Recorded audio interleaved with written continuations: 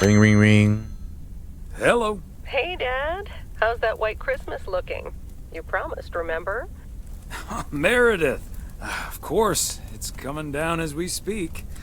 Wait till you see it. Great. I knew you wouldn't let me down.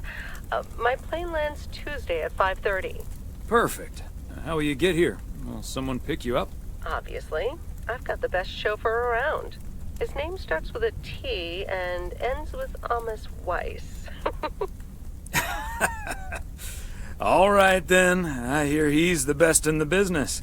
I'll make sure he's there. 5:30 sharp. Oh, thanks, Dad. See you soon. 2 more nights, Em. Can't wait to see you. Same here. Say hi to Mom for me. Bye, Dad. Bye, Em. Have a safe trip. Okay.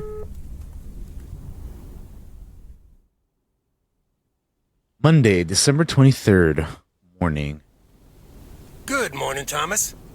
I bet you woke up feeling like $1 million after winning that monster pot last night. Morning, Frank. It felt like $96.40, actually.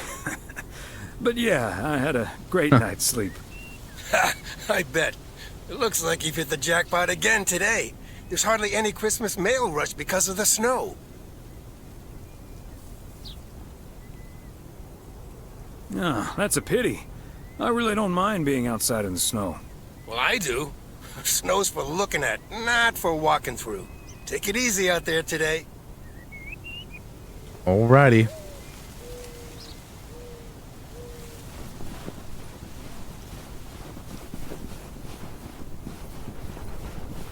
Got a lot of mail to deliver today, so let's go ahead and do that to the vehicle. Providence Oaks, good morning. I guess I wasn't the only one that noticed all that white stuff lying around. I now have enough PO-positive pet peeves about snow to last me a lifetime. But don't let that stop you from calling in new ones. My answer machine can handle it. Welcome, The parcel, Donald. Thomas. Don't forget the parcel. Oh, right. House was so quiet I could hear my heartbeat. Then I heard a rumble. I wandered over the street. It's been a while since I played the original game, which unfortunately I did not save the VOD for the video for. So that's Hey, why Beth. you guys How are don't you see on it. this But fine day? Thomas, I did play it. hi. Well, business as usual. I enjoyed it a lot. No, I'm just joking. The situation is not that dire.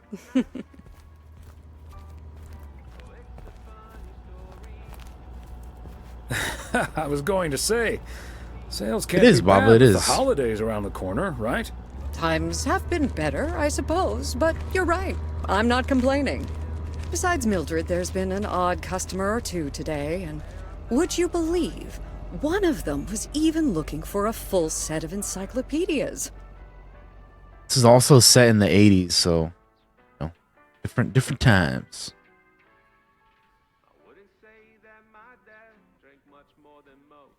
Who even reads those? That's like 30 books. I know, they're wonderful. I even owned 3 sets at one point. Jeez. But then I'll be the first to admit that a set of encyclopedias is nothing less than a veritable treasure trove of information at one's fingertips. By the way, did you know that the world's largest encyclopedia was created in 15th century China? No, and but comprised now about we do. 11,000 books? Isn't that fascinating? 11,000 Imagine having to books. load that into your car. No, I don't think so.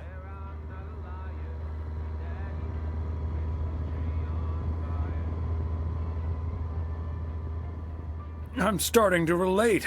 I'm still holding this delivery. Oh, I'm sorry. I didn't realize. Well, come here and put it on the counter. How's Emily coming along with Christmas dinner, by the way? I can imagine she's pretty excited about Meredith coming over. So let me know if she needs any more cookbooks. I've got this beauty from Good Housekeeping that's all the rage right now. I told the baby I didn't think this would matter. Besides those damn trees. I'll be sure to ask her. But you know how Emily gets in the kitchen. There'll be so much food, we'll be eating stuffing all week. I suppose you're right. But don't you worry, I'll leave the cookbook. I have a feeling St. Nicholas has other things in store for you this year. Is that so, lady? Haha, looking forward to it already. As well you should. And what does St. Nick have in store for you this year? Doing anything special? I'm flying out to Georgia tomorrow Georgia? to spend Christmas with my Daniel and his wow. wife for a few days.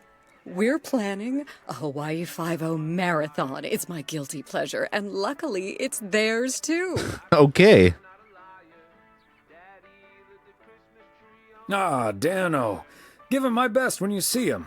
And his wife, of course. I shall. Right. I better get back to it and get ready for the New Year's sale. I've been in a perpetual fight with my pricing gun lately, so I need all the time I can get. Oh man, and not the good pricing things gun. come to those who wait. I'll bring over your presents later in the week. I hope you have Okay. a Merry Christmas Eve tomorrow, and give my love to Emily and Meredith. Will do. And season's greetings to you two. Every time you need me, All right. I'm telling you, I always, when I played the original game, looking at your well, I say original, but not the DLC. You know what I mean? I like going to the movie store and looking at all the fake movies. So I'm curious to see all the fake books here. We have, let's see what, Pause instead of Jaws. Pause, The Revenge. We have The Cat's Pajamas, The Bat in the Hat. what you're dreaming of, What else is here? past the copper statues, Yeah, The Bat in the Hat. Look at that. everyone you've ever loved. Crazy Sports Facts 2. Even more Crazy Sports Facts by Bob L. Oldhine. We have The Wizards by Ronald Dill. What else is here? The Emperor of Sandhill. Oh, that's Dune right there. Frank Sherbert. Come on. That's funny. Stephen King. What? I can't even. What does that say? Oh, Stephen Sing, because you can't say Stephen King. Pal Cemetery instead of Pet Cemetery. You've been fighting demons, The Mermaid's Tale. Bright Lights, Big Kitty. spell. You don't need that all. Anyway, it's always neat like coming into these shops and stores and seeing what, you know, they came up with for the stores. All right, we're on the job though, so we got more mail to deliver. Never get to know me from within.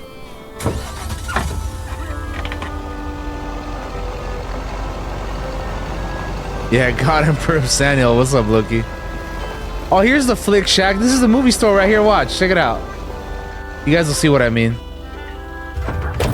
351 Main Street. So we have Pound of Music. We have the bootleg Ghostbusters, but I forget what it's called. I can't really read it from here. We have A Christmas Barrel. We have Gremlins. Ghost Blasters instead of Ghostbusters.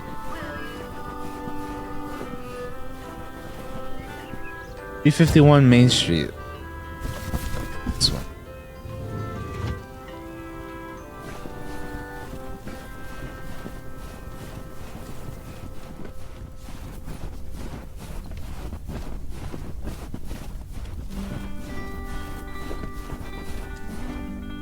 Talk to Hello, Angie. Angie. Long time no see. One package for you today. Thanks, Thomas. How's Emily?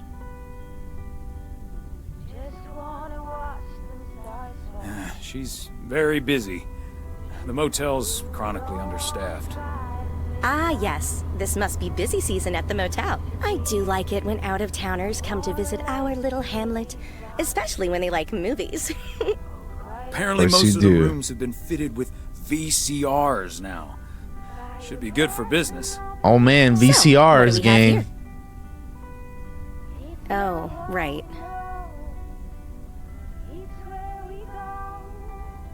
You okay there, Angie? It's just some things from LA. Toiletries, stuff like that. I recently ended my relationship.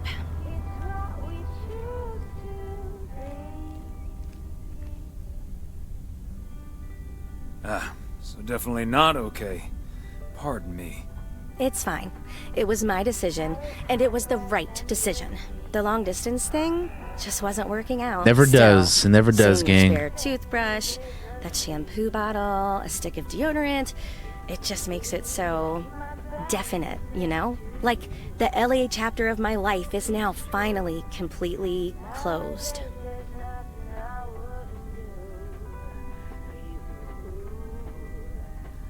Breaking up right before Christmas Eve must be extra tough. Yeah, that does add to the melancholy. Timing isn't exactly my strong suit, I guess. Sounds like you're dealing with it like a champ, though. How did your ex take it? My ex-girlfriend, you mean? Yeah, she's handling it okay. Other than the passive-aggressive shipping of toiletries, I guess. Oh, did you not know?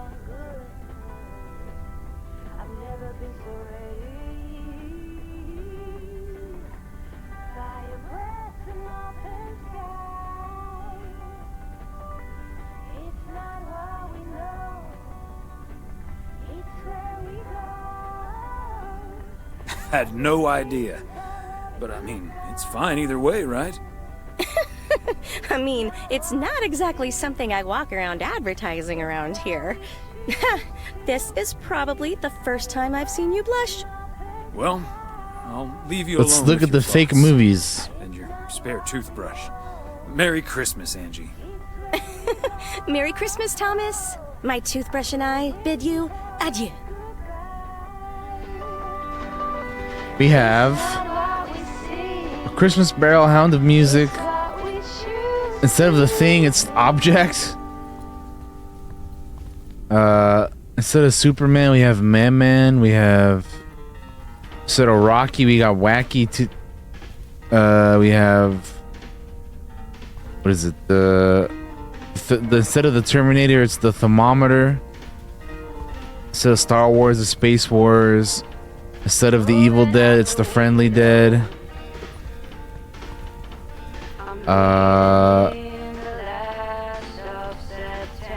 The Brunch Bunch instead of the Breakfast.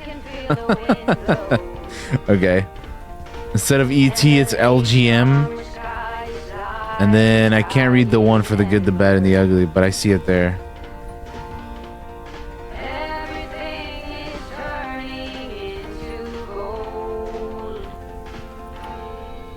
The Glue Lagoon.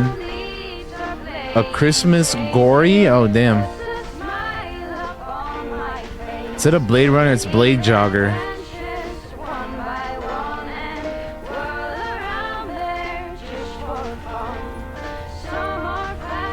What does that bottom one say? It's The Godfather, obviously, but it's something else. I can't really read the first part of that. Anyway, like I said, always fun to check out what they came up with. 19 candles instead of 16, right?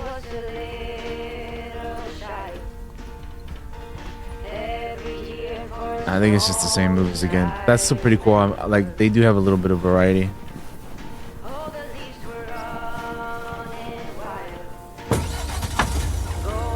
All right. Let's go. How you doing, though, Loki?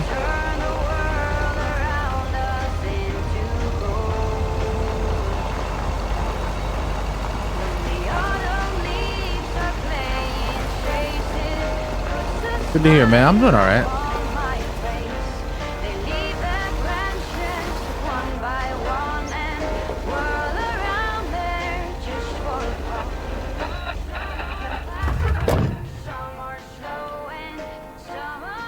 All right. 300 Jackson Street.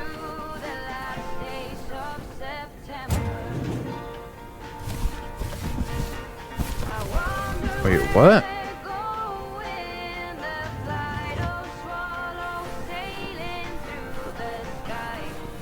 Maybe I'm on the wrong one.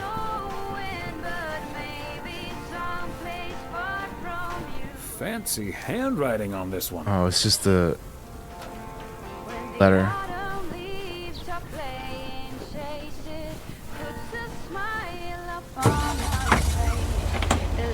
Okay.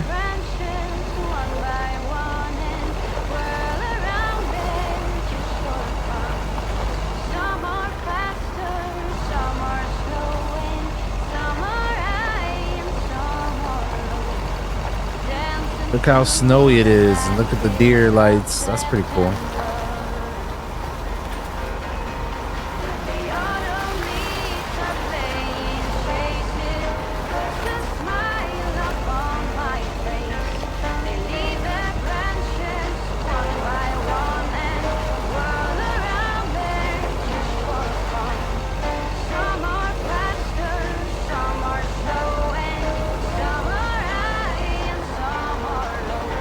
And we're gonna go right here. There's nobody on the street, so it's not like we gotta, you know, wait on anything, right? Mighty Ambrose River. All frozen over. It is, yeah, look at that.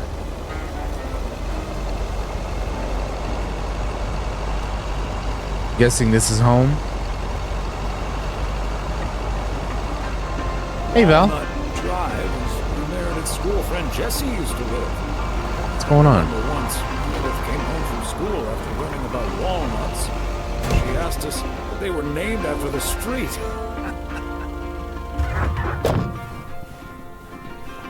Another satisfied customer. Unless it's Bill's. Yeah, it's the DLC, Val. Season's Greetings. Holiday Christmas DLC.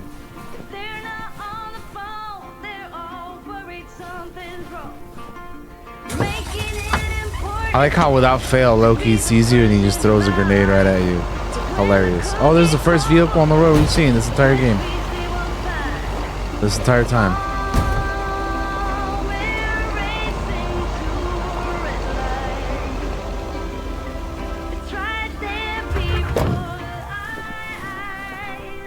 It's funny. You gotta admit, man.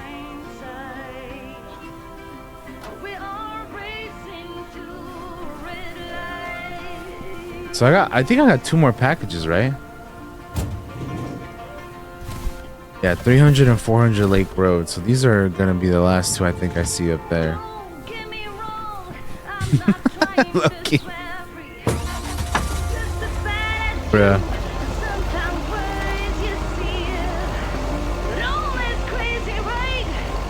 Alright, we're coming up to the first one.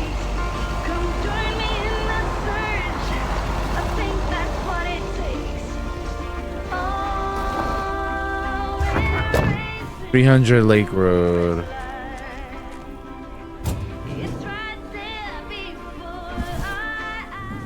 Christmas gift?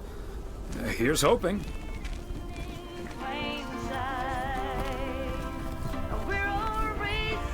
Where is person here? Oh, here we go. Hi, Ben. Got a pretty hefty package here for you. Thanks, Thomas. I've been waiting for that one. Hi, Mr. W. Please, please, please tell me the mail truck needs a tune-up. Hey, Lori. I didn't know you'd already begun working here. Weren't you supposed to start in January? Yeah, she pestered me into allowing her to start a week early. Already put snow tires on half the town's vehicles. Dang. At this rate, I can retire before the end of next summer. But this truck's fine, Lori. I gave it a checkup for Frank less than 10 days ago. Ah, are you sure there's nothing I can improve on the old, what do you call this thing again?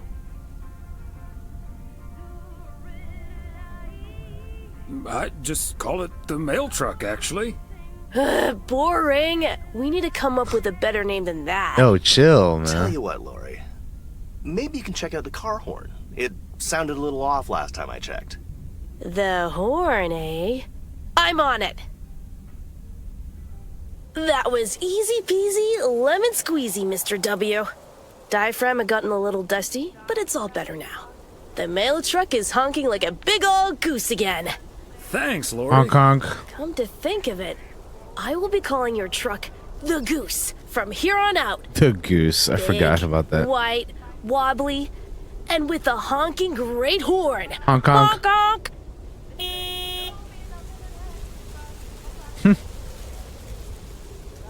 The Goose has a nice ring to it. Or a nice honk, anyway. Well, gotta be getting back to my rounds. Happy holidays, you guys. Thanks, Thomas. You too. Back to it, gang.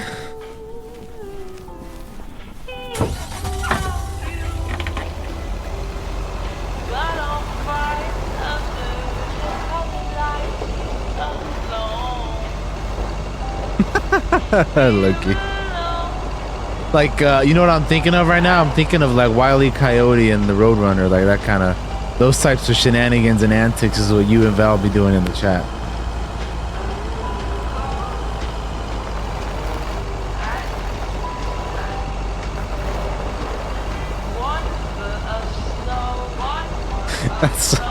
That's funny, man.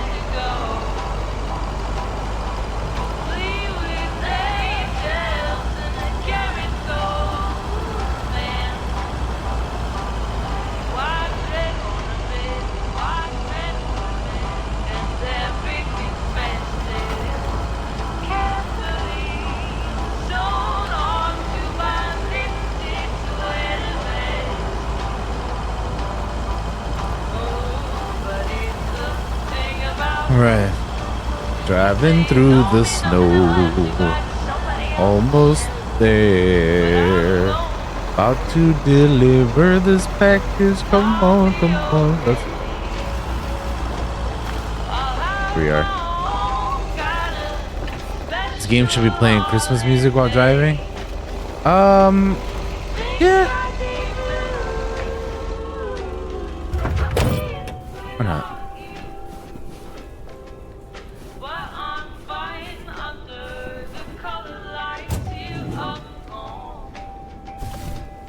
Okay, let's 400 get this to Lake its Road. destination. Oregon Trail Motel. Hi there, Mr. Mailman. Got anything for me today? I have one special delivery for you, ma'am. And we can have a little chat if you'd like.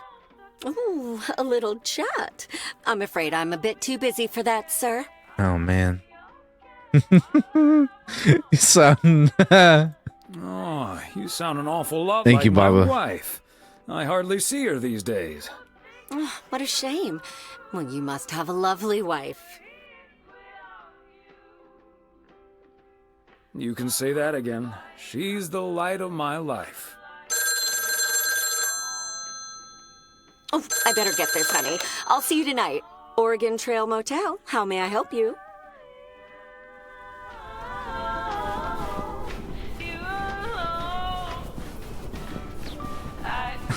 Let's go back to the post office. Low key, bro. Yeah, at least you're not the only one anymore, Val. Bro, that's too funny, man.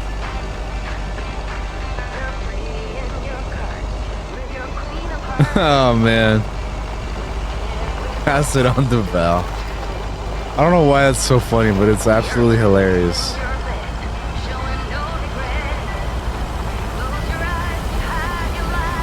her down, as Frank says it. Span, span, span, span, span her down. Ha! Never gets old.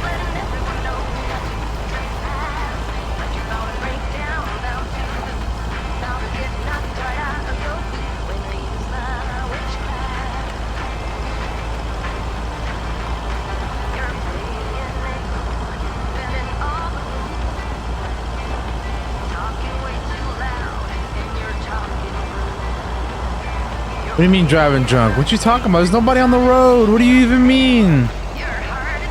What's wrong with this driving? I haven't done anything. Anything wrong? Look at the diner. I remember that diner. What's the issue with my driving? What's wrong with you guys, man? Nothing bad has happened.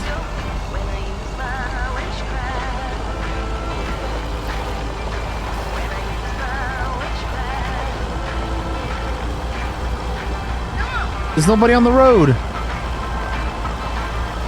Look at this, open. Yeah, I feel like Baba would like this game.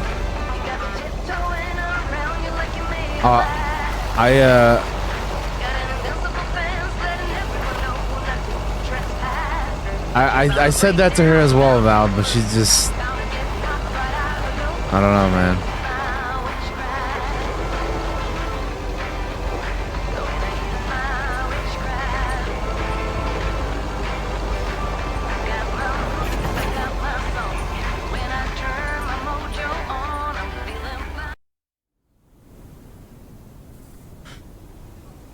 Weiss residence, Monday evening.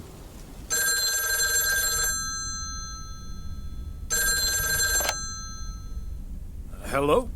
Hey, Dad. Meredith. Meredith. What's up? No bad news, I hope. Uh-oh. Meredith? Dad, I'm so sorry, but I won't be able to make it tomorrow. What's wrong? What happened? Are you okay? I'm fine, Dad, don't worry, but I'm snowed under with work. It's at 86. It needs to be up and running at the start of the new year. I stumbled upon some errors today, and now we need to fix them this week. This sucks.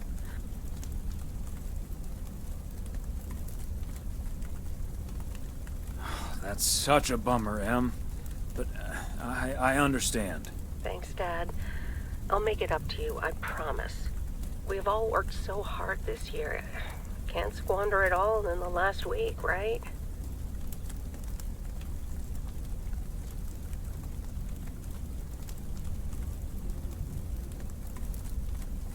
I hate to say it, but it sounds exactly like what you said last year.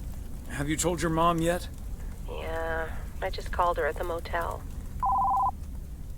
Oh, someone's She's calling. still at the motel? It must be your mom. Okay, well, that's my cue. Gotta get back to it. I'll call again soon, Dad. Love you. Hey, Em, is that you? If by M you mean Emily, then yes. If you mean M for Meredith, then no.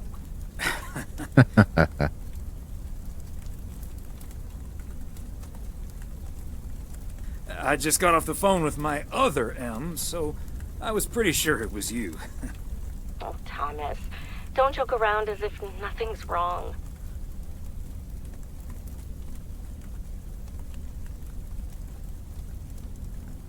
I know, Em. I don't know what to say. Well, just deal with it, like we always do. Why don't we invite someone else? Unless you're happy with just Mildred coming over. Just Mildred? You might as well go for rock bottom and ask Nancy to. Oh, yes. Oh, I'd love to hear them bicker about the cat food assortment at the general store. In any case, I'll call Beth and ask her again, too. And then I have to do a towel run, refill the vending machine, and vacuum the reception area. So it'll be a while before I'm done. Damn. I'll see you tonight, honey. Okay, Em. Drive home safe. Busy woman, bro. She needs some help over there at that motel.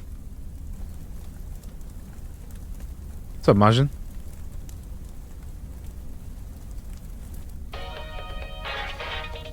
Hey, let's watch some TV. I want to see what he's watching, though, man. Detective Fries! Oh, here we Been go. assigned a new partner. Come on, Chief. You know I don't need nobody's help. Come on, He's Chief. from Germany. Hamburg, to be exact. A German? Oh, for Christ's sakes. Stop complaining, Fries, and go pick up that hamburger from the airport. Fries is picking up hamburger from the airport. Nice.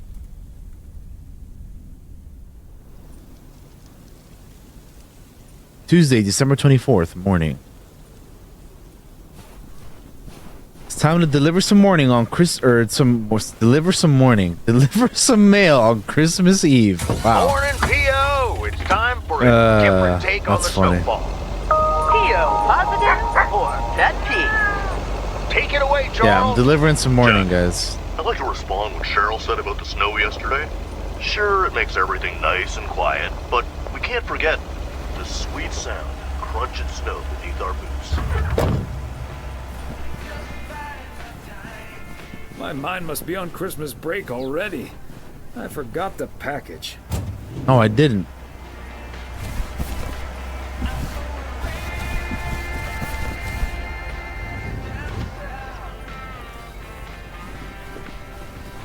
Yeah, Majin, we're playing as Thomas Weiss, Meredith's father in the DLC, this season's Greetings DLC. Yeah. Greetings, Nancy. Hello, Thomas. That should be the last batch of Christmas pudding ingredients. Sounds good. Is it for you or for the store? For the store, of course. I'm not gonna change my cooking schedule just because of Christmas. The cooking Your schedule. Cooking schedule? Mm-hmm. A set meal for every day of the week.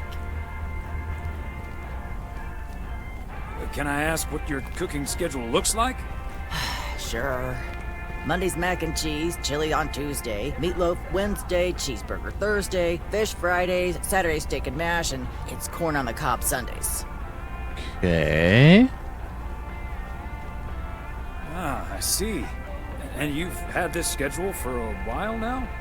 A little over 20 years. Damn, imagine eating the same shit every day of the week for 20 years.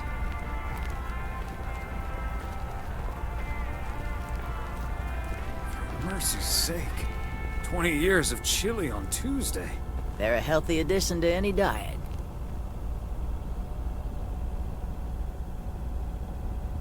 If only they were as tasty as they are healthy. I'll be on my way now.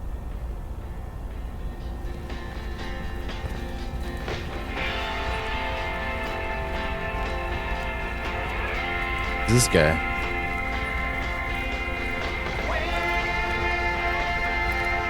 Instead of Mr. T, it's Mr. X. Got the Kool-Aid, fruit Twinkies, what else? Big Dings. Some high A instead of high C. So you can see how interesting like the made up, things are in this game. It's pretty cool.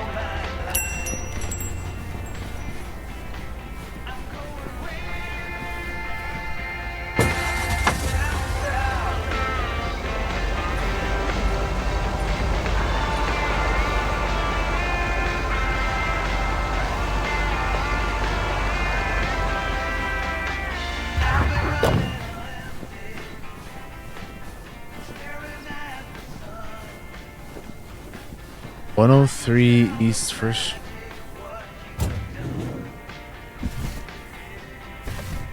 Part and parcel. I wasn't expecting this to be a package. I thought it was just the letter.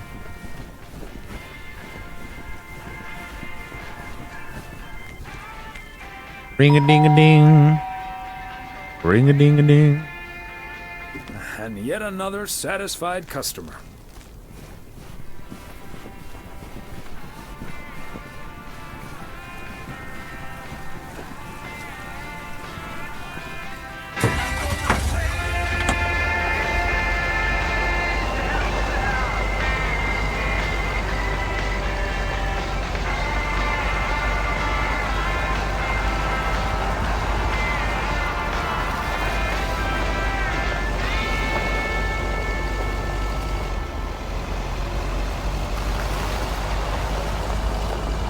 Oh shit, it's a box or something.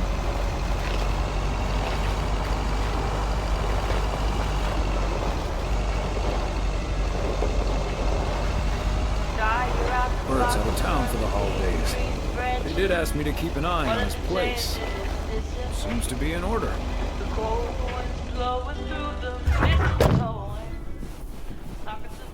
Do I have a package here or no? No.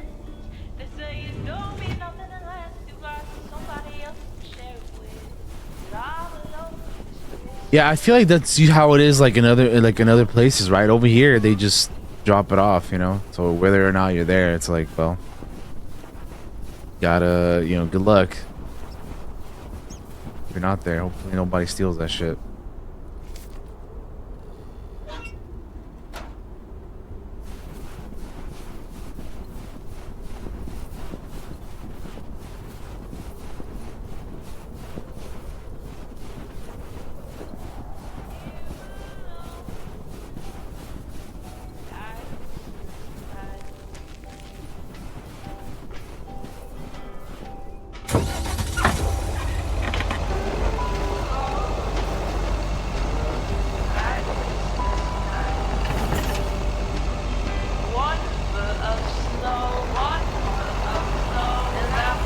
Go deliver this package.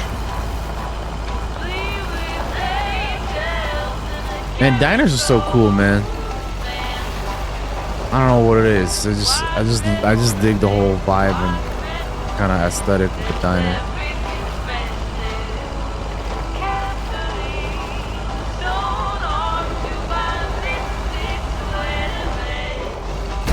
Well, that's my first mishap of the evening. Or the day. It's okay, the goose is fine.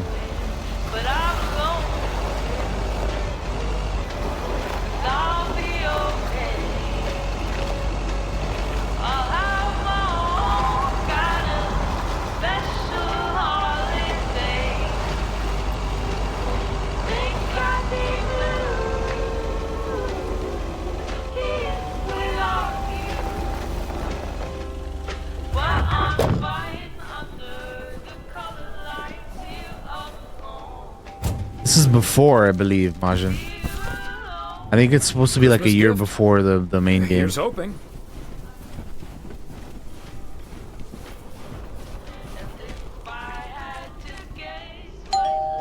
Ring a ding ding. Wow, a visit from the Poker King. I humbly thank you for the honor.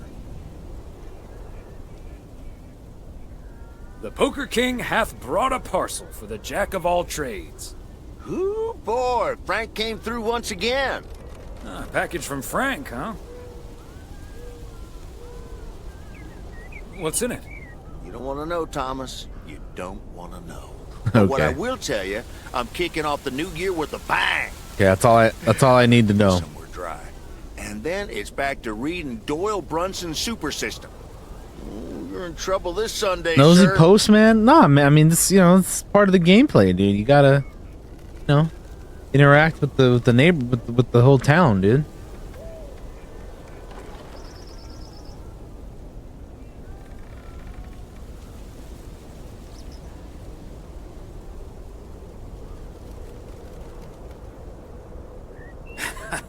I'm glad I can blame the cold for my suddenly shaking hands. Nice spin, sir. Nice spin indeed. Anyway, later, Thomas, and take care on those icy roads.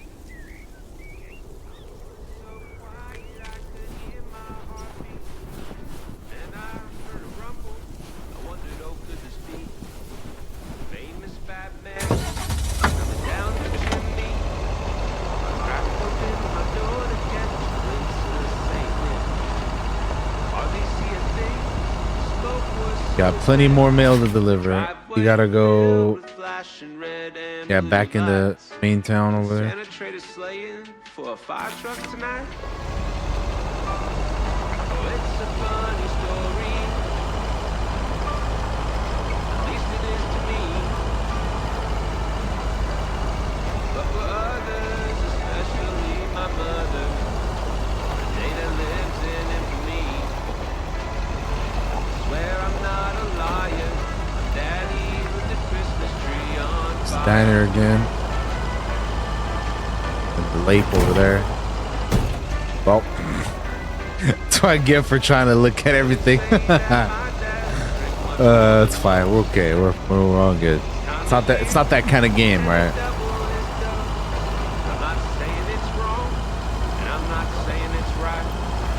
The Yule log ain't the only thing burning that night. It's not that kind of game, Baba. This isn't GTA, all right? It's Doesn't work like that.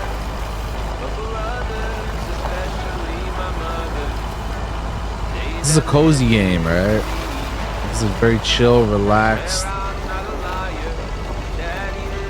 deliver some mail kind of game. What do you mean are you sure about that? What are you talking about, Val? Am I sure about what? Yeah, this game, exactly. This game is so cozy that the driving does not matter.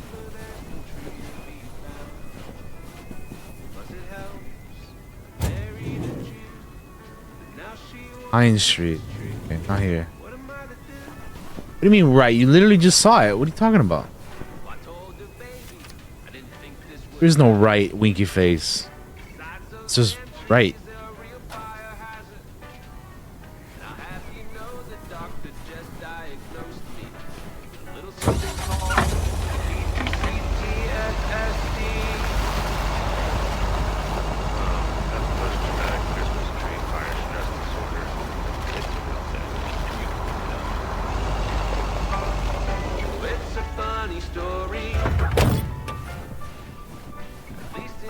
There we go.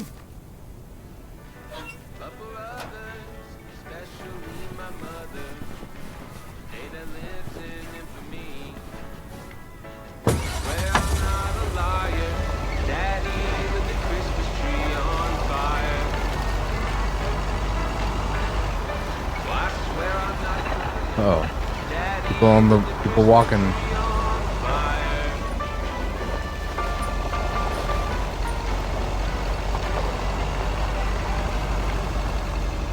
Heron's Circle. Again, I don't know what evidence you're talking about. Going around in circles sometimes. No idea what you're talking about.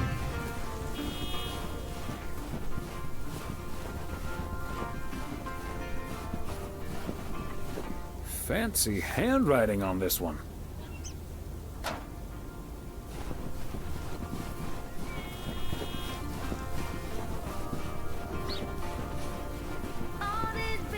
What is going on over there?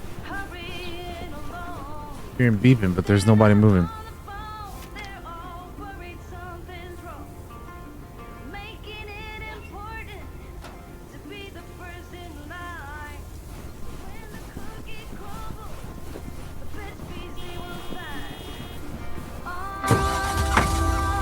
I'm out of here.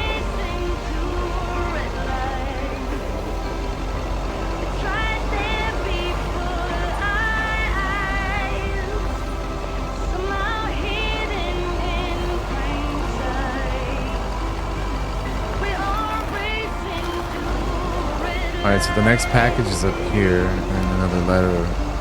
That's it.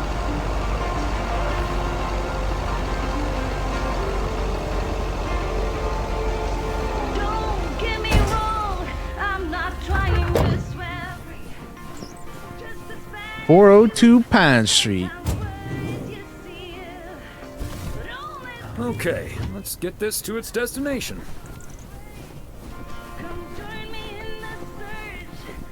Look at the little snowman.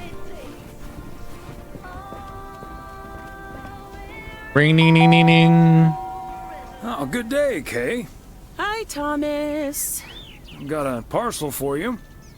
Thanks. I'm sure Santa will be happy this arrived just in time. Anything I can do to help the old man out. How are things with the family? Good. Good. Really looking forward to the holidays. I've been making Grace this great big space station out of ply. It's coming together really nicely. And Barry is getting Max a second-hand guitar as we speak. Oh, that sounds great. I'm sure they can't wait for Christmas. Neither can I. What about you and Emily? Got anything special planned for the coming days?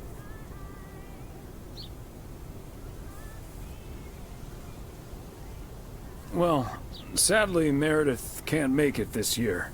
Right. I'm sure she'll make it out here sometime. Yeah, sure. Well, I'd best get on. I have to check on the oven. Or Santa will have to eat charcoal when he stops by tonight. All right, best get back to it myself. Give our love to Barry and the kids. And Santa, if you happen to see him. Will do. You and Emily have a great Christmas too, okay?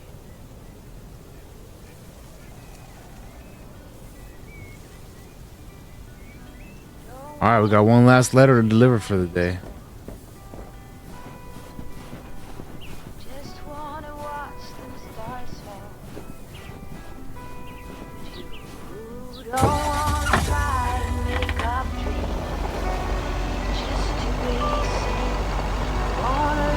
Is that much Christmas lighting really necessary? I mean, it's a little more than everybody else, but it looks all right.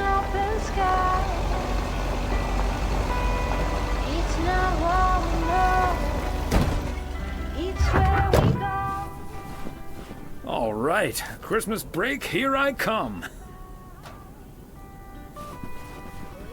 Back to the post office we go.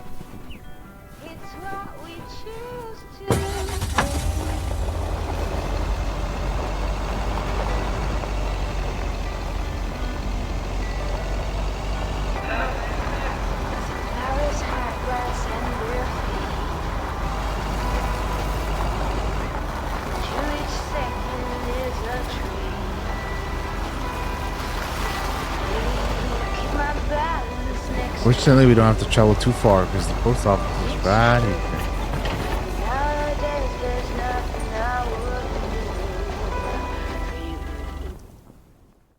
Hey, Thomas, do you think it'll ever stop snowing? I'm glad it's the last day before Christmas break. Well, sorry, Frank. They're forecasting snow until at least the new year. But hey, about Christmas.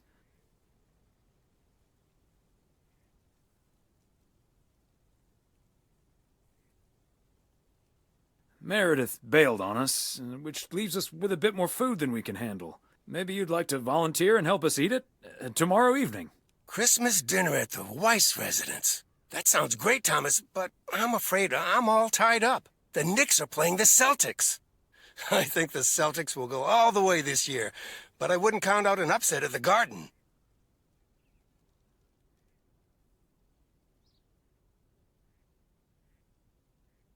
I mean, at that time, Celtics were a better team, but you know how we feel about Boston. Let's go Knicks. I wouldn't either. Let's go Knicks. I'm gonna have to sleep on it, but you know I can't pass up a juicy bet. Hey, Thomas, before you go I wouldn't bet home, against I need a it. favor. Can you help me with that guy over there? He said he's looking for a job, but I really gotta run now. Try to find out what he's made of, okay? Good luck. Hello, young man. I heard you were looking for a job. My name's Thomas Weiss, and I've been working for the Postal Service for nearly 40 years. Hi, I'm Matt Kearney. I'm glad someone Matt finally Kearney. showed up. Nice to meet you, Matt.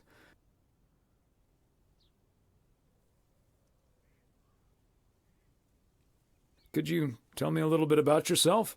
Well, I'm basically a computer expert, kind of in between jobs right now. I've been programming since I was 11 years old. I'm looking to start my own software company. Ah, that's great. So you want to save up some money to start your own enterprise one day? Bingo. I'm already working on it at home, and whenever I have time in my schedule.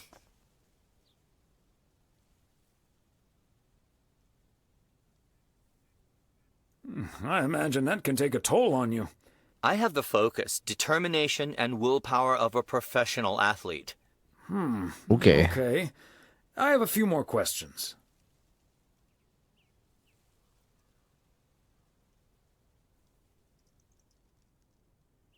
Would you mind working overtime every now and then? During the busy Christmas period, for instance. I don't think I'll ever have to work overtime. The way I organize everything, overtime simply won't be necessary. Okay. That sounds great, but what if overtime is needed for reasons that are beyond your control? Oh, well, okay, yeah, sure. I'll go the extra mile, take one for the team, and all that. Could we wrap this up now, please? I don't think working here requires an extensive interview process. I'd like to ask one more question, actually. Can you please get up and leave as fast as possible? When can you start? Whoa, whoa, whoa. You're moving a little too fast now. I have other options and I need to weigh them carefully. This will probably take a few days, but I'll be in touch. Bye. Wow. Imagine that. This guy. Okay, guy. All right, Weiss Residence, Tuesday afternoon.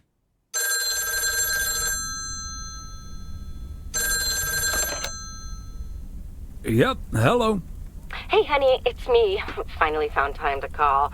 I'm having such a busy day. Did you invite anyone else over for tomorrow? Yes, I did, but no takers. So it's just you, me, and Mildred.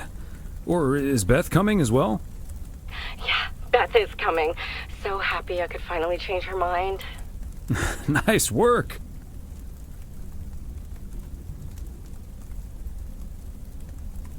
All right, Baba. It also means a little less Mildred. Oh, Thomas Weiss. No, this is not funny. Mildred is a sweetheart. Thanks, and Baba. you better wear the Christmas sweater she knitted for you last year. Have a good trip home, Baba. I love Christmas sweaters, so don't worry about it. Great. So I won't be the only one looking stupid. Oh, by the way, I've got great news. We Jizz? finally found someone to take some shifts off my hands. Hey. That's fantastic. No more 60-hour work weeks. Do you know who it is? I wasn't at the interview, but I was introduced to him after he was hired. Did he wear glasses? Yes, he did. Was he wearing a turtleneck sweater? Yeah. Are we playing Guess Who? His name is Matt. Matt Kearney. He said he's going to completely overhaul our computer system. That's the guy I interviewed this afternoon. Really? Did you like him?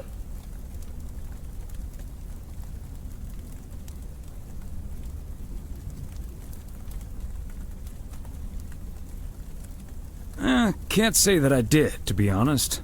That's a shame. But it doesn't matter. He'll be taking the load off my shoulders. And I won't be working alongside him anyway. You'll probably see him more often than I will. And there I was thinking I dodged a bullet. We'll see how it all pans out. Oh, gotta go now. Bye, hun. Dang. All right, well. That's how that worked out.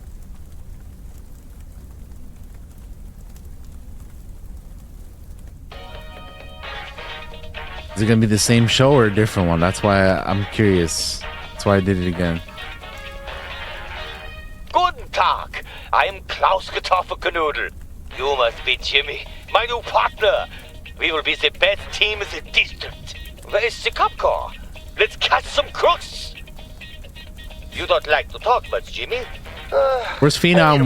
Where's Phenom at? Yeah, coffee and a real donut. I love it. Coffee and the real donut. I love it. Oh, man. Wednesday, December 25th morning. It's Christmas Day, y'all. Weiss Residence, good morning. Hey, Dad. It's me. Hey there, Em. Merry Death Christmas. I was hoping to hear one of your special holiday puns. Merry Christmas to you, too. I wish I was in PO right now. That makes 2 of us.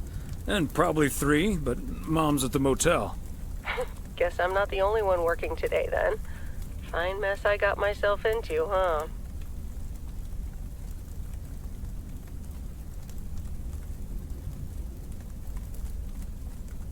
Do you want my 2 cents, or shall I just listen? I reckon I already know what you're thinking, and you're probably right. I'll be okay, Dad. Work's progressing nicely, actually. And Tess is coming over later. She's also stuck here. We're going to try to cook up some semblance of a Christmas meal. Oh, that's good to hear, Em. But I'm glad the other M will be in charge of my Christmas dinner. Can't disagree there. Oh, Her man. lemon mashed potatoes alone blows all my cooking out of the water. Oh, that reminds me. I need to try to pry that secret recipe out of her. I'm gonna call her at the motel right now. Thanks for talking, Dad. And Meredith Christmas.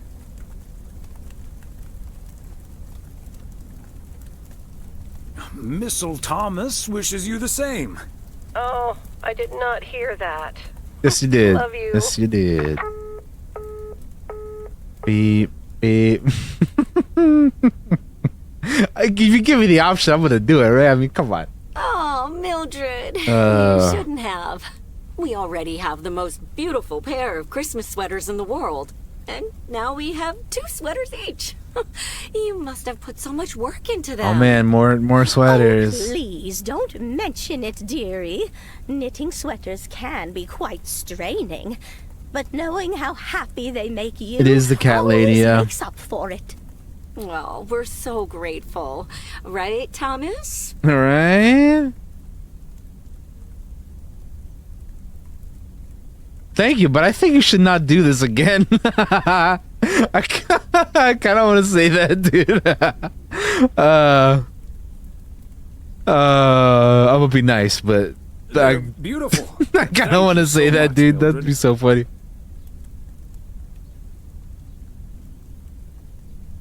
I especially like that our sweaters have the same pattern, so I don't have to look in the mirror to admire it. Oh, Thomas, that makes me so happy to hear. I can't wait to start working on next year's Okay, this is where we design. say enough. I've also made No. sweaters for Frank and Jack and Robert and Bert, but they all said that wool gives them an allergic reaction. Isn't that a coincidence? Beth, I hope you aren't allergic to wool. You're not going to believe the coincidence, Mildred, but yes, I actually am. And it's such a shame. If only I, too, could celebrate Christmas wearing one of those beautiful sweaters. Anyway, Emily, would you be a darling and pass me the peas, please? Beth. Peas? I don't... Oh, you mean the string beans. I suppose peas would have gone lovely with the meal as well, now that you mention it. Right, Thomas?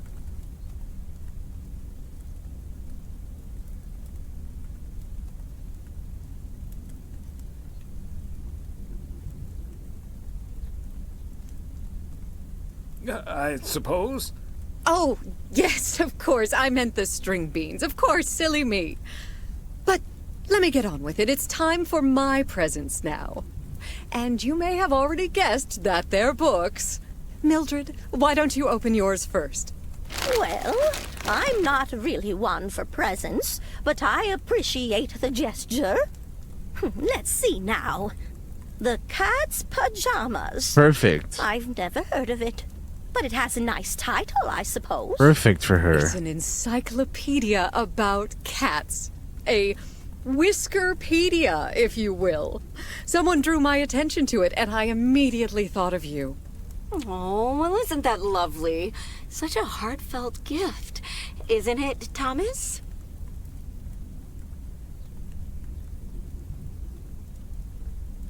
Maybe you can start knitting your cats some pajamas now. Well, they do like balls of yarn. Thank you, Beth. It was my pleasure, Mildred. And now for Emily's gift. All right. Why, thank you, Beth. I do always appreciate your taste in books, so I'm looking forward to The Countess and the Carpenter. Ah, would you look at that? Is this a romance novel? I've never really read one of those. Right in one guess, Emily. I hear the writer Summers here, so this book is locally sourced, so to speak.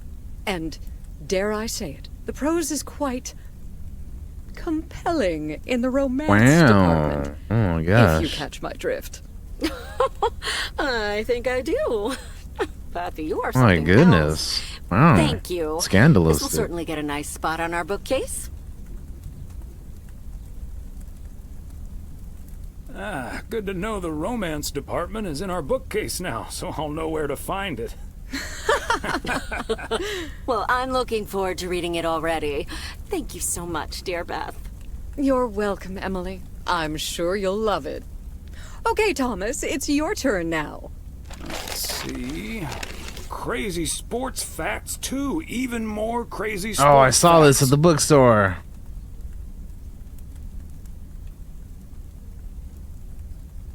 Whew, boy, I love this stuff. I'm actually reading part 1 at the moment, so I can tuck into this straight after. Thanks, Beth. You're welcome, Thomas. And you're right, there's some fascinating tidbits in part 1 as well. Even if one no longer actively plays sports, it's at least fun to read about it, right? Hey now, kids playing basketball still regret it when they challenge the mailman for a game of horse. Well, Yeah, there's no boy. shame in admitting that you're not getting any younger, Thomas. In fact, none of us are exactly spring chickens anymore. Things like your arthritis can't magically be wished away by positive thinking. Don't talk about my arthritis, Emily. Who's up for some blueberry pie? Speaking of blueberries, my bridge partner, Edna's niece, discovered Bridge this partner? mole last week. Hold that thought, Mildred. I really need to take this. What's going on right now? Hello? Hi there. Could you put me through to Meredith Weiss, please? Excuse me. Who is this? Oh, it's Steve. Steve Mitchell from work. Is Meredith there?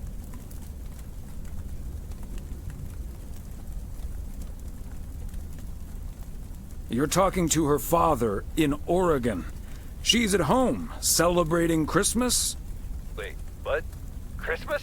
Oh my gosh. I'm sorry to bother you. Is it Christmas already?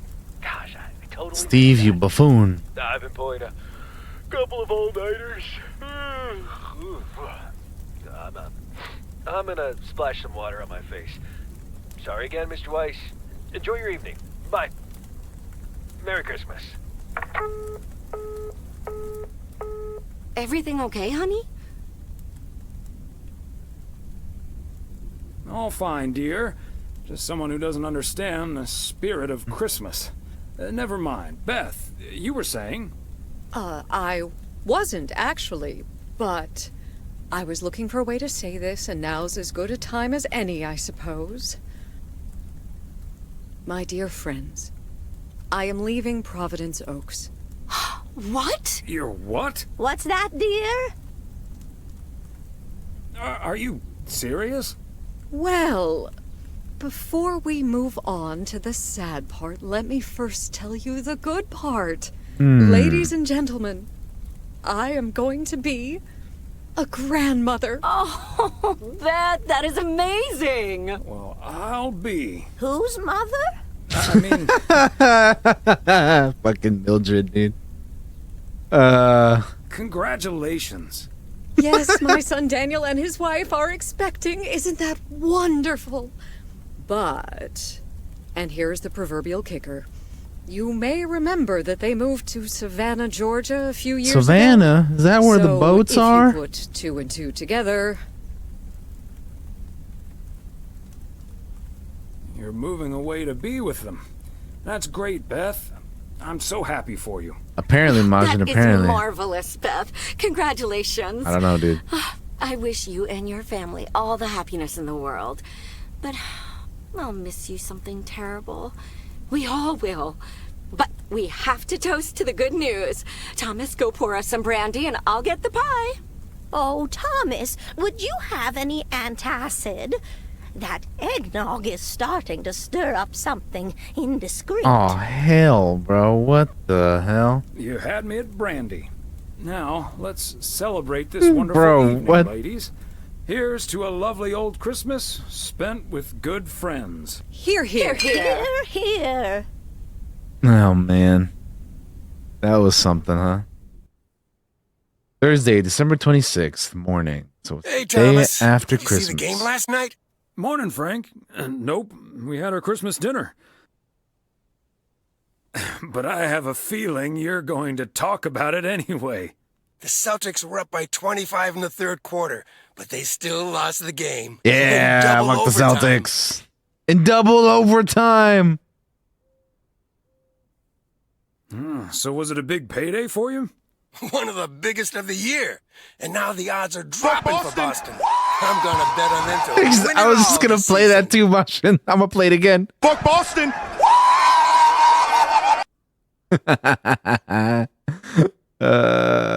We outside! Yeah, we outside!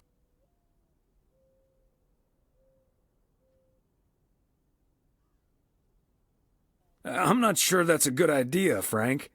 Ha, Thomas, we'll see. Have a good one today.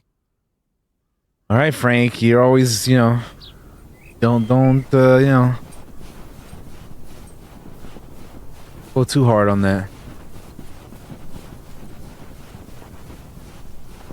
Season's greetings, P.O. It's the second day of Christmas, and I don't have turtle doves or partridges and pear trees. But you know what I do have? P.O. positive or pet peeves? Wow, fucking cat. Part and parcel. Yes, I understand, but Maureen said... Doesn't really matter what Maureen said. I can't help that her orders have been delayed because of the snow. She should have just ordered sooner. It's not like New Year's Eve appeared on the calendar out of nowhere. That's true, but it was only 2 weeks ago that she decided to throw a celebration at the diner. And once we're sure we can host a proper party for everyone, you are also invited. That sounds an awful lot like blackmail to me. Please come to my party, Nancy. But first, hand over a football team supply of cheesy dip, quiche, and sloppy joes. I'm sure she didn't mean it that way, and I'm sure you're more than welcome either way. But I have to run now. Bye, Nancy, and hi-bye, Thomas. Bye, Kay. Maureen Hennessy strikes again.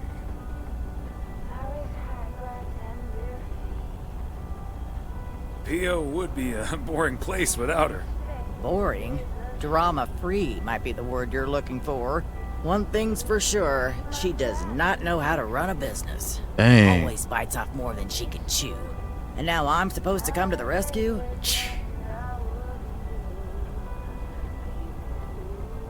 Isn't this a great opportunity to generate some extra revenue? With the ridiculous discount she's demanding, it's mostly nothing but a great opportunity for a lot of extra work. Anyway, is that parcel for me? You can just put it on the counter. Sure thing, Nancy. Have a great day.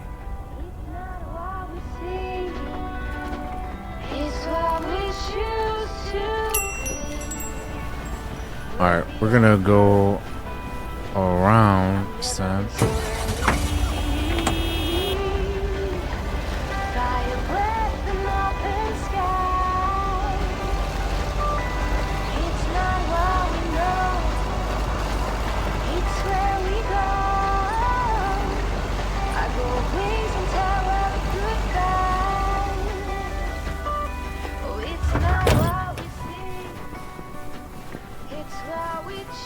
Right here, letter. There you go. Another satisfied customer. Unless it's Bill's. Ain't that the truth?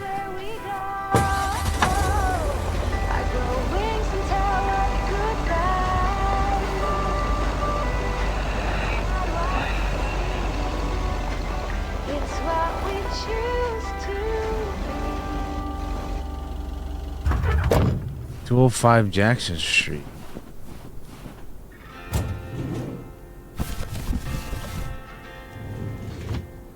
Hey, 205. I gotta go to 203. Is that the one up here? Yeah, it's the one up here. Okay, it's fine.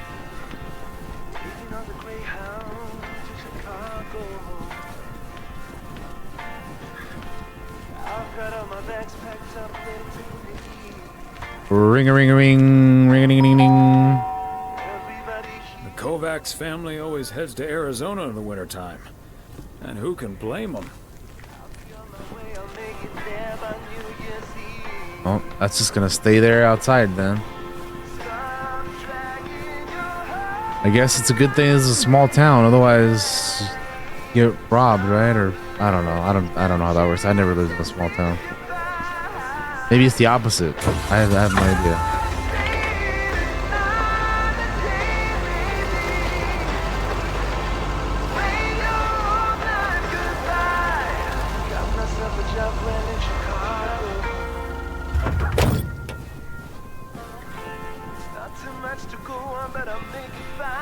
There we go.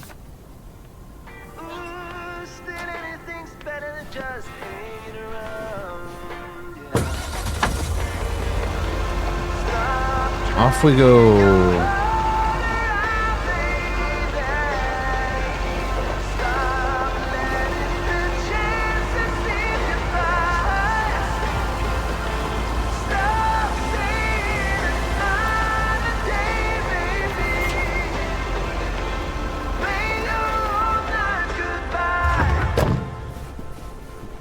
Somehow it's always nice when our neighbors get a letter.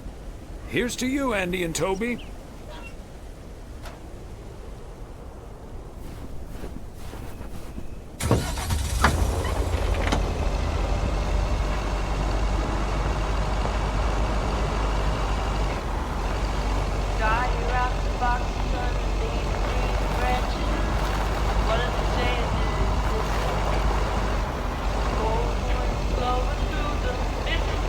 Where does this one go? On the right side?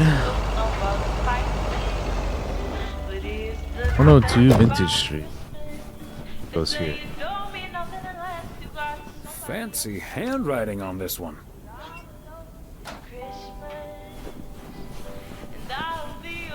Got 2 packages and 1 letter to deliver for the day. Let's go with that.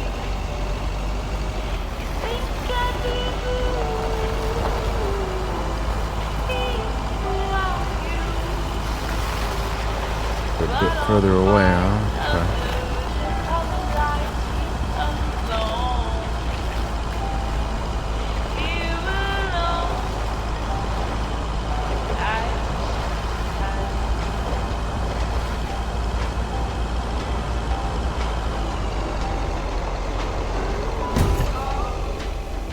Yikes. Okay, Thomas. Just keep the wheel steady and trust the snow chains on the tires.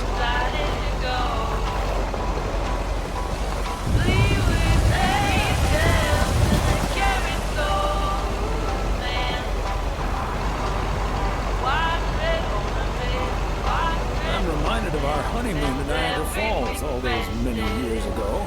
A little more impressive than our local waterfall, but not by much. Oh, Bear silly Creek. me. I forgot the package. No, I did not. I did not forget the package. I'm right here. What are you talking about? Hey there. Looks like Santa's a little late this year.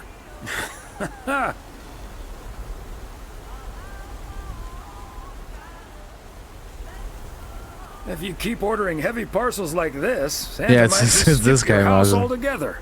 Oh, sorry, Thomas. Let me give you a hand. That must be the fire pit I ordered. Now I can finally go ice fishing without freezing at the same time. Ice fishing.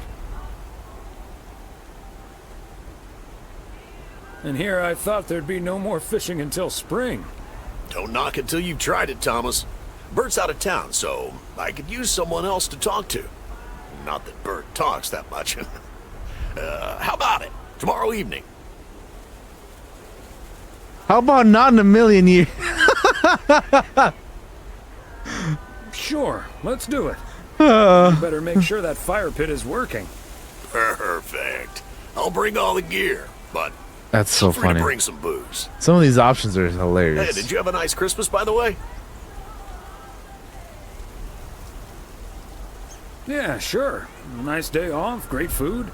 Hard to complain about that. Can't agree more. Anyways, I won't hold you up any longer. I need to assemble this baby. See you tomorrow, Thomas. I'll come pick you up. That's funny as well.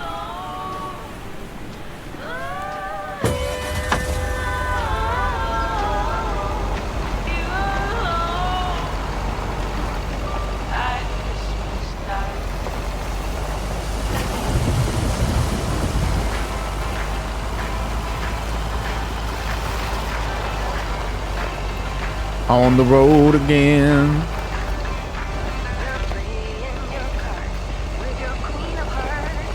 The only thing about the music in this game is I wish there was a little bit more variety, because it feels like the same songs kind of replay over and over again.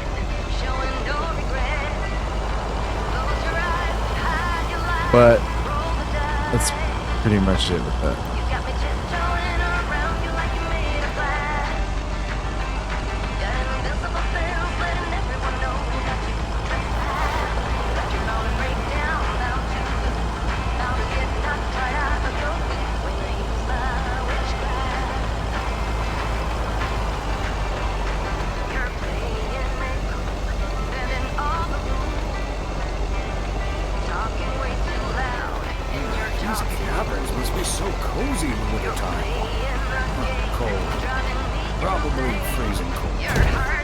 Whoa, what the hell?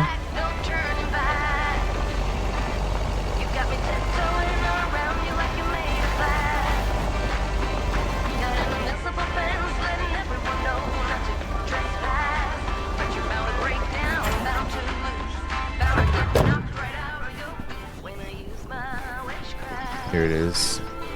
Another satisfied customer. Unless it's Bill's.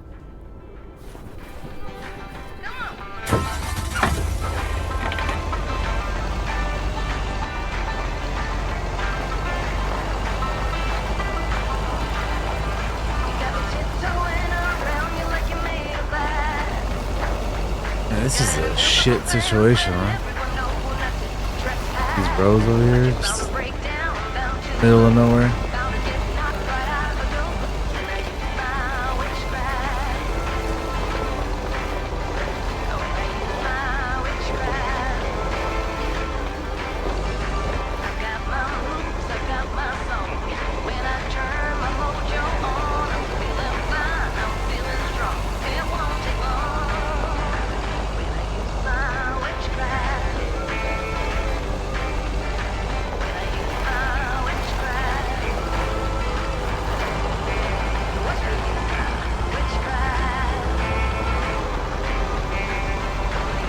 One last package for the day.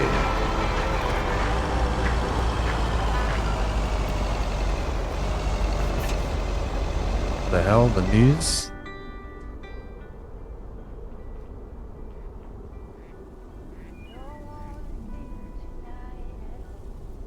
Whoa, looks like you're having some car trouble. Yeah, just a second, my good man. Gabriel, can you figure out what's wrong with this blasted vehicle? Give me some good news here. I mean, I'm not really a car mechanic, Mr. Price. But I know the smoke isn't a good sign. No duh, Einstein. Say, hey, Mr. Mailman, what's your story?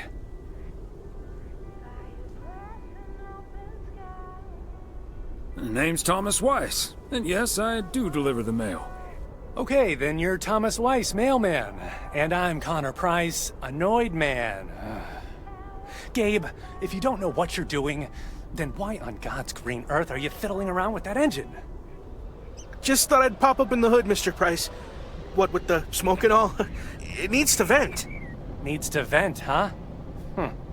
Never have I felt more like a busted car engine. God! I'm dying in this podunk country-ass town. Bunch of freaking yokels. So, hey there. I see you've already had the privilege of the full Connor Price experience. I guess that car engine isn't the only thing that needs to blow off steam. Yeah, Connor can be a bit much. Anyway, I'm Ilsa Richter, local TV segment producer turned car problem solver.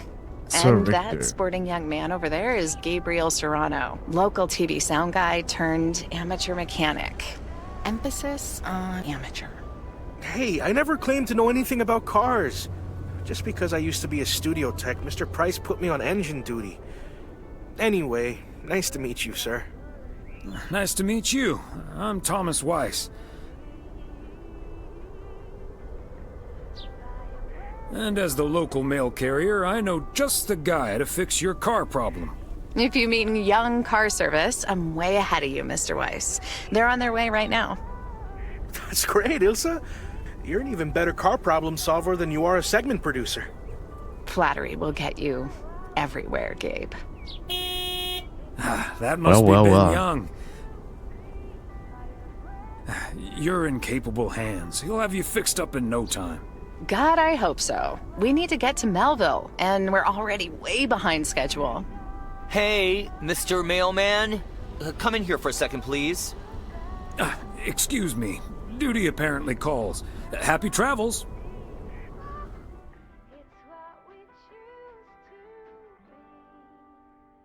This is your alternative to working at the post office? Uh-huh. Hey, I'm new here.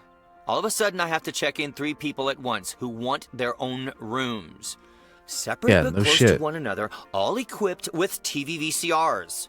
And, well, long story short, I need to reach Emily Weiss, stat. I'm guessing the local post guy would know where to reach her.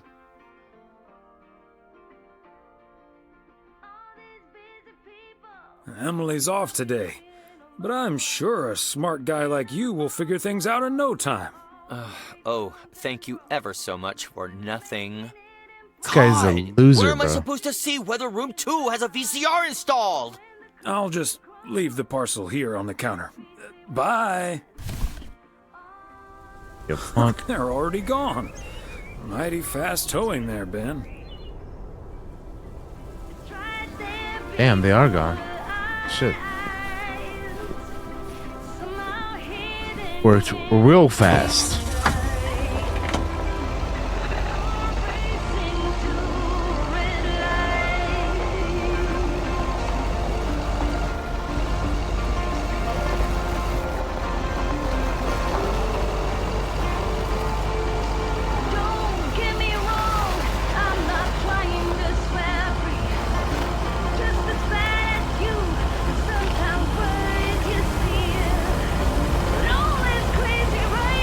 Which guy, Majin?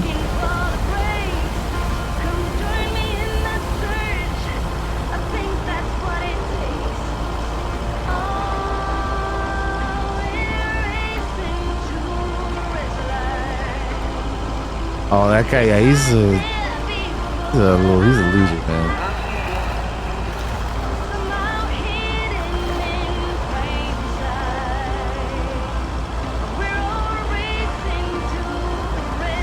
Hey Monica, how are you?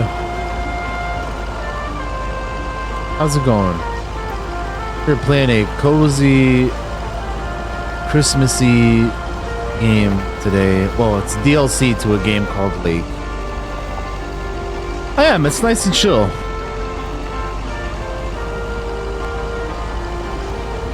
Oh, did you?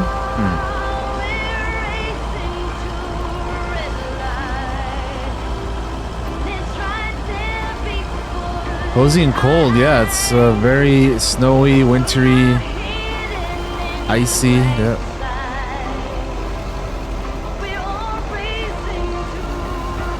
Lake's all frozen over.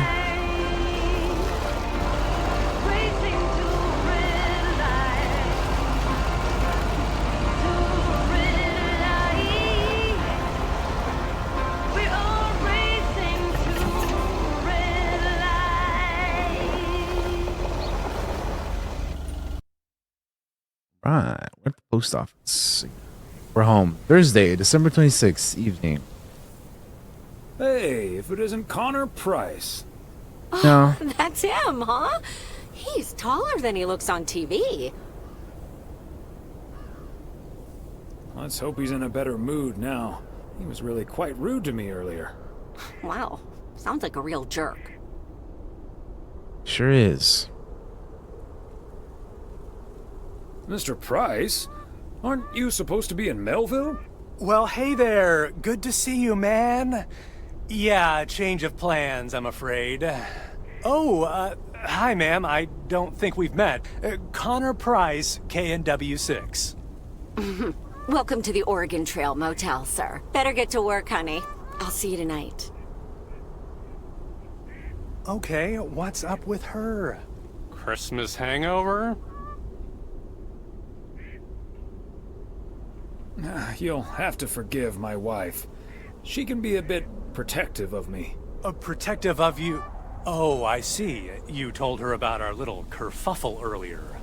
Wasn't much of a kerfuffle, bro. You just an asshole. That's Wasn't all. my finest hour. I'm usually a lot more easygoing. In fact, the Willamette Week once called me one of the most likable faces in local broadcasting. Hmm.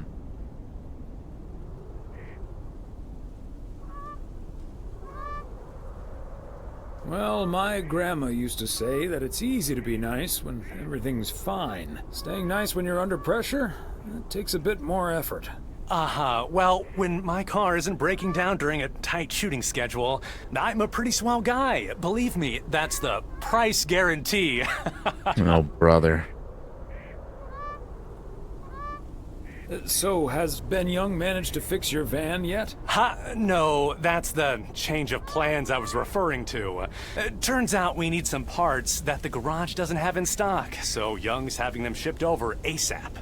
But in the meantime, we've decided to stay right here in lovely, picturesque, whatchamacallit, USA. It's Providence Oaks, P.O. for short. Yeah, well, to be honest, all these little villages look pretty much the same to me anyway. See, we're supposed to be shooting some remotes on local end-of-year festivities and such. A grand kickoff to our special series on small-town American Well, look life. at that. They're in the right place. It doesn't really make much of a difference if we start here or in freaking Melville. Yeah, I guess that makes sense. Great little place, too. This town has warmth. I like warmth. And so do our viewers, I'm betting. So get ready for your town to be featured in part 1 of The Oregon Trail. Title pending. Might be a little too on the nose. That is the same name as this motel. So I guess it isn't particularly original. My wife works here as a receptionist, but she's not the one who named it. See, this is what I'm talking about. Real conversations with real Americans, right? But as fun as this is, I should be turning in. The three of us each got our own quaint little room. Mine's non-smoking, unfortunately. Still beats Gabriel's. His doesn't even have a TV. Can you believe it? Yes, I think I can. Anyway, great banter. See you around, my mean That sucks, dude. Bye.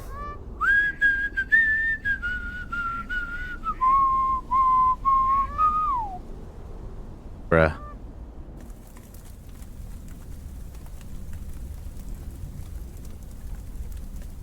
Alright, so we've stayed and watched TV for 2 days in a row.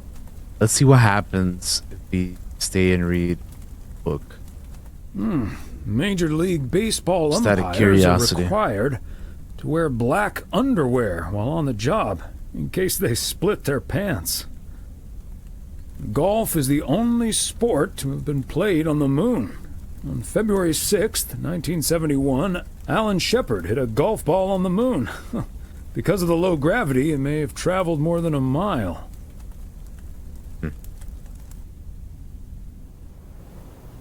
There's your little Friday, December 27th morning. All right, time to deliver some more mail. What a gloriously fine Friday it is out there, y'all. Want to hear a PO positive? You tuned to the right frequency. PO positive or pet peeve? Let's hear one from Mildred Meow Jenkins. Meow.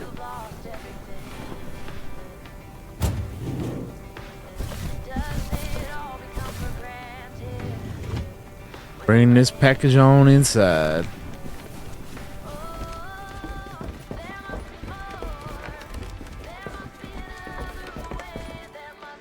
Hi, Beth. Got a delivery for you. Where do you want it? Oh, dear Thomas. I almost didn't see you come in there. I was lost in thought, I suppose. Please just put it on the counter, if you will. Thank you. And thank you again for a lovely Christmas dinner. I had a marvelous time with you all. We loved having you over, Beth, as always. Emily and I had a great time.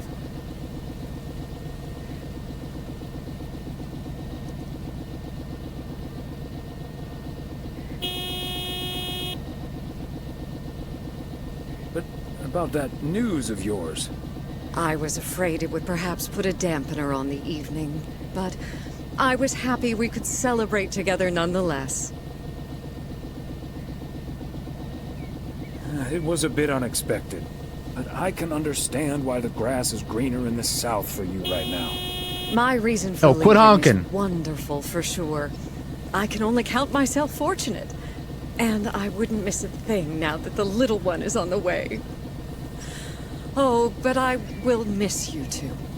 As Helen Keller once wrote, so long as the memory of certain beloved friends lives in my heart, I shall say that life is good.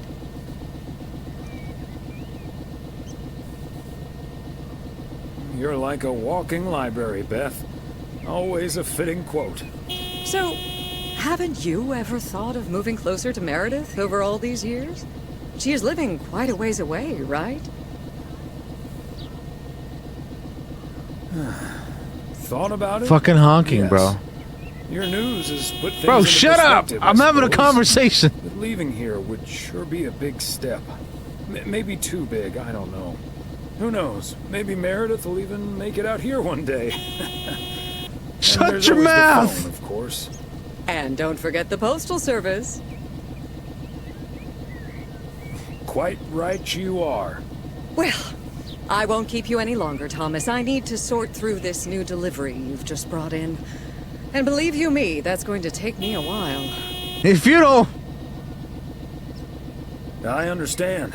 It's best to take your time with things like that. Exactly. Whether one likes it or not. Until next time, my friend. Hurry before they honk See again. you, Beth.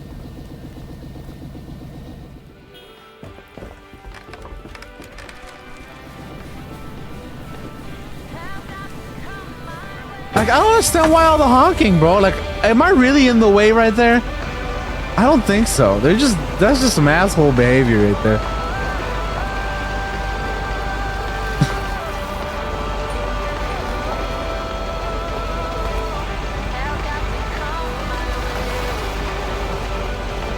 Yeah, I'm saying they could drive around, dude. Come on. There we go. All you gotta do is just drive around, man. Quit being an asshole.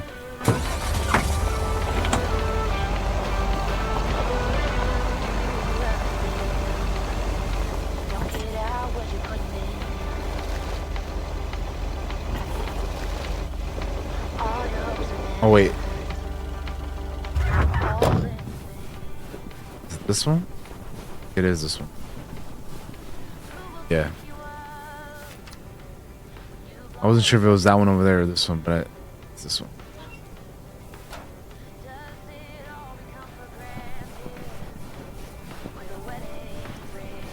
Yeah, the honking was ridiculous, bro. Come on.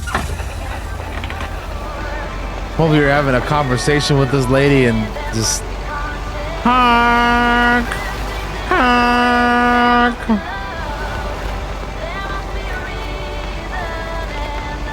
Ridiculous.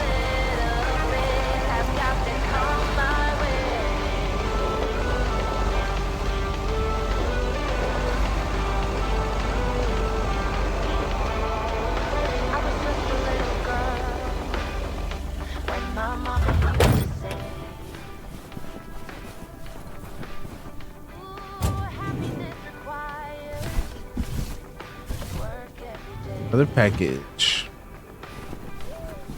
Small little package. Still a package.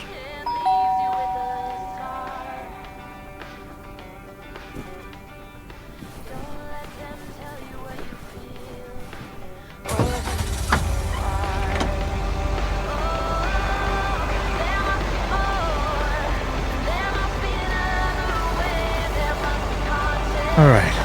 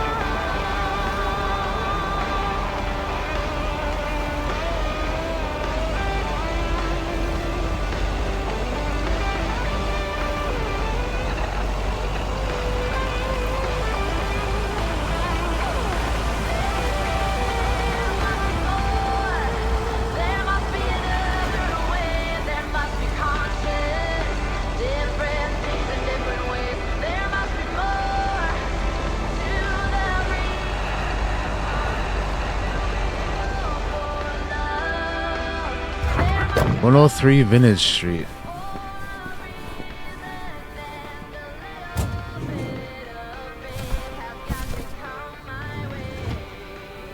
Another smaller package.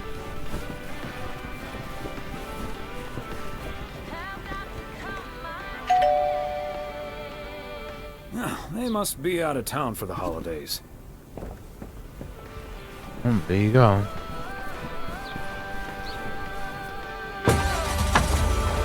On to the next one.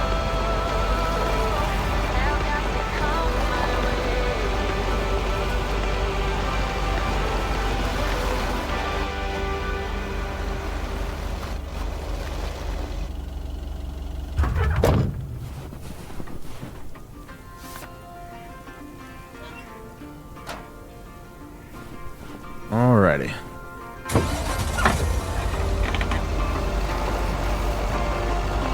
Go back around and we go.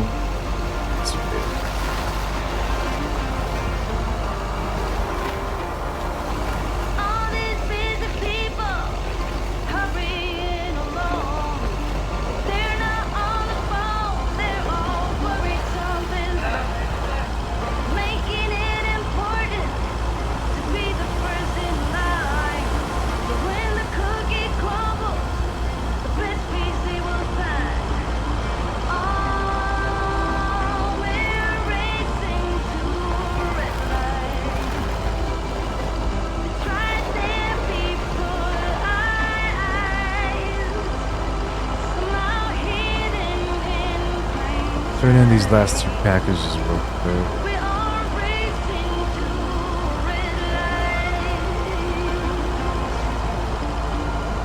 Go to the one further away first.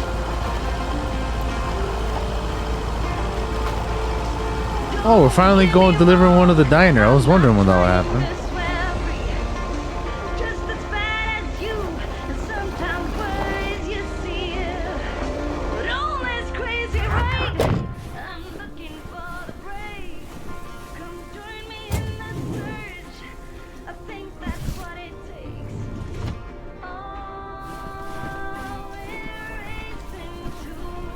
Go do diner time. Okay, so we still need to check Spanner Dam for the mood shots. According to this, it offers damn fine views. So, Hey, Mr. Mailman. Come on over. Talk to us for a sec. Gabe, we don't have time for idle chit-chat. He can help us out, Ilsa. No one knows the town like a mailman. Right, Mr. Weiss? Hey, Mr. Serrano, Miss Richter. Please, call us Gabe and Ilsa. He can call you Gabe and Ilsa. I prefer Miss Segment Producer Extraordinaire. And you can call me PO's premier parcel provider. Thomas for short. Anyway, we're scouting out this beautiful town of yours for our report on small town America. Right. It's great, but we could use the inside track. So, any secret spots we're bound to miss? but shouldn't. Well...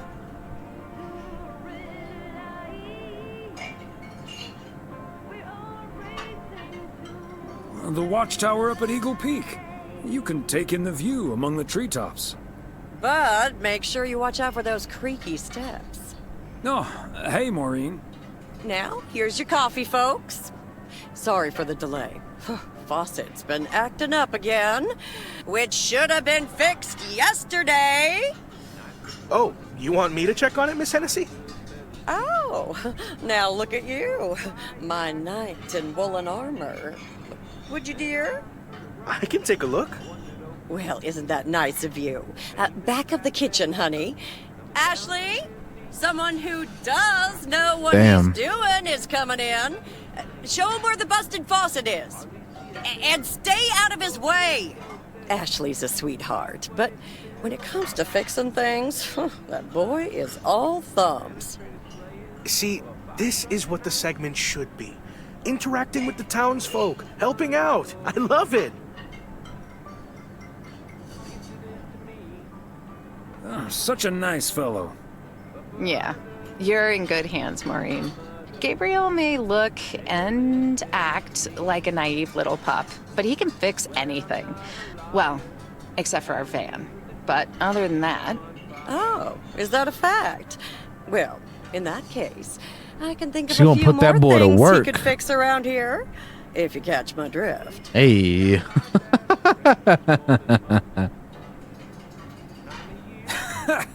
Classic Maureen. Let me just go check him out. Check on him, I mean. Yeah. Sure, Maureen. So, anyway.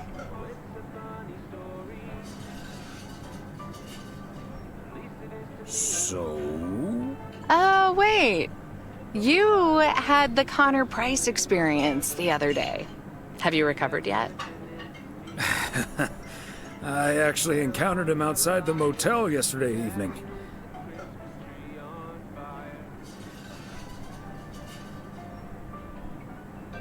We had a nice chat about your new plans. Really? Oh, did he greet you with, "Good to see you, man"? Yes. How did you know? That's his go-to when he's forgotten your name. It's "Good to see you, man" for guys and "Hey, lady" for gals. Really? Of course. Wouldn't worry about it, though. He called me Lisa for the better part of a year. Connor's a lot.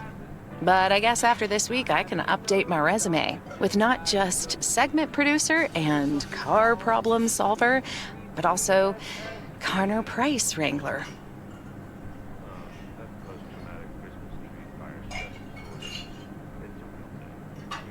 Gabriel seems very nice, though. That should make things easier. Oh, yeah. He's a big old puppy dog. He's as uncomplicated as Connor is complicated. So that's a welcome antidote.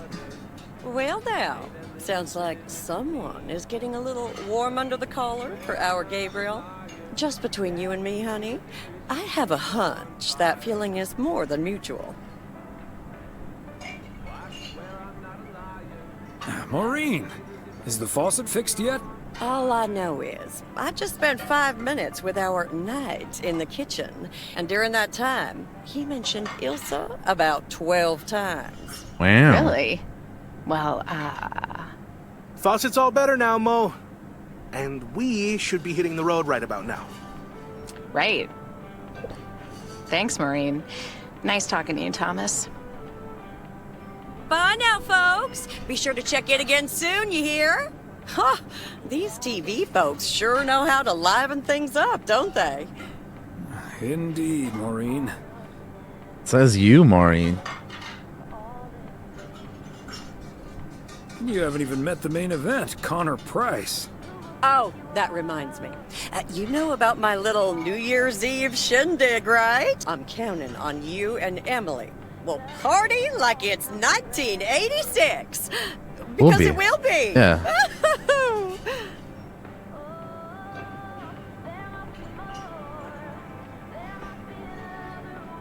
Of course we'll be there. Wouldn't miss it for the world. Best get back to it. See you, Mo. Bye now. A little bit of a detour, chatting. But we're back at it. We only got, what, 2 more things to deliver?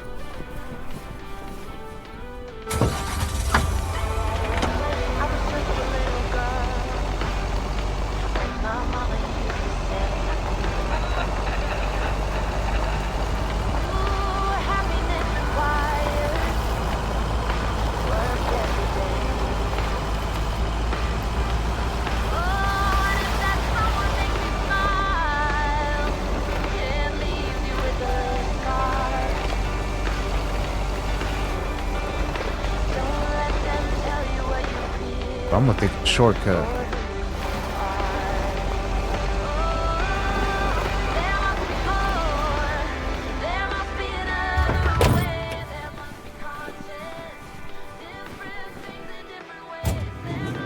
What are you doing out here, bro?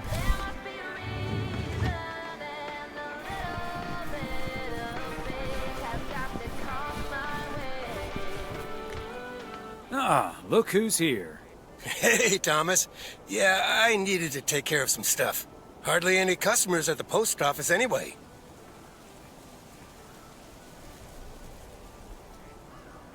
I don't know, Frank. What if there's someone who needs to send something urgent? If it's really urgent, I'll drive it over to the distribution center myself. They know they can count on me.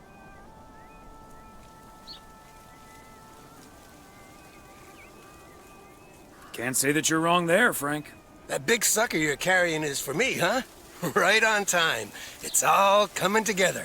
I love it when a plan comes together. Hey, Thomas, you can keep a little secret, right?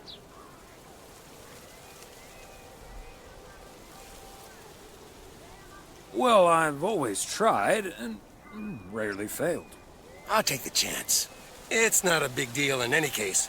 A buddy of mine was able to get his hands on some premium quality fireworks. Right. I'm selling them with a nice profit. And anything I can't sell, well, let's just say you want to be outside Moe's Diner when the clock strikes 12 on New Year's Eve. Frank, that sounds illegal and dangerous. No, it's just fireworks, bro. Chill. In other words, classic Frank Coleman. Just how I like it. Haha, Thomas. Wouldn't life be boring without a walk on the wild side every now and then? But do you have any experience with setting off fireworks?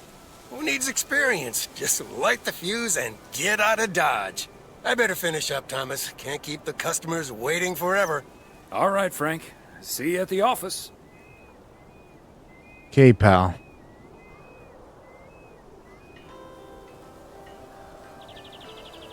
All right. That means we have, what, 2 more letters to deliver? Or 1? I don't know if it's just 1 or 2. Either way, we're out of here.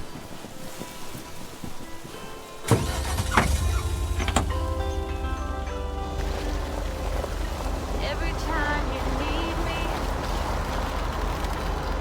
I'm telling you I'm here to stay. Looking at your castle,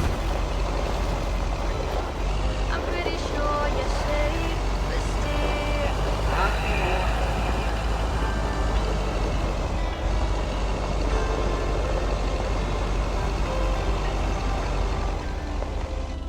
I'm walking in your garden.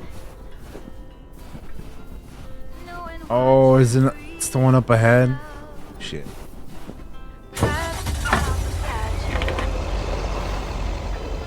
Keep thinking it's one, but then it ends up not being the one that I go to sometimes. Icons are a little close, you know? And when there's like 2 houses nearby, it's like, man, which one do I want?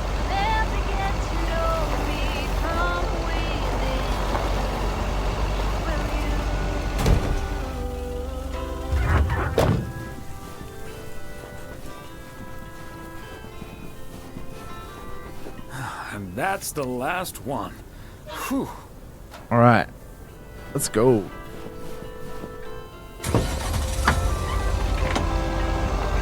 We are Dunzo. over there.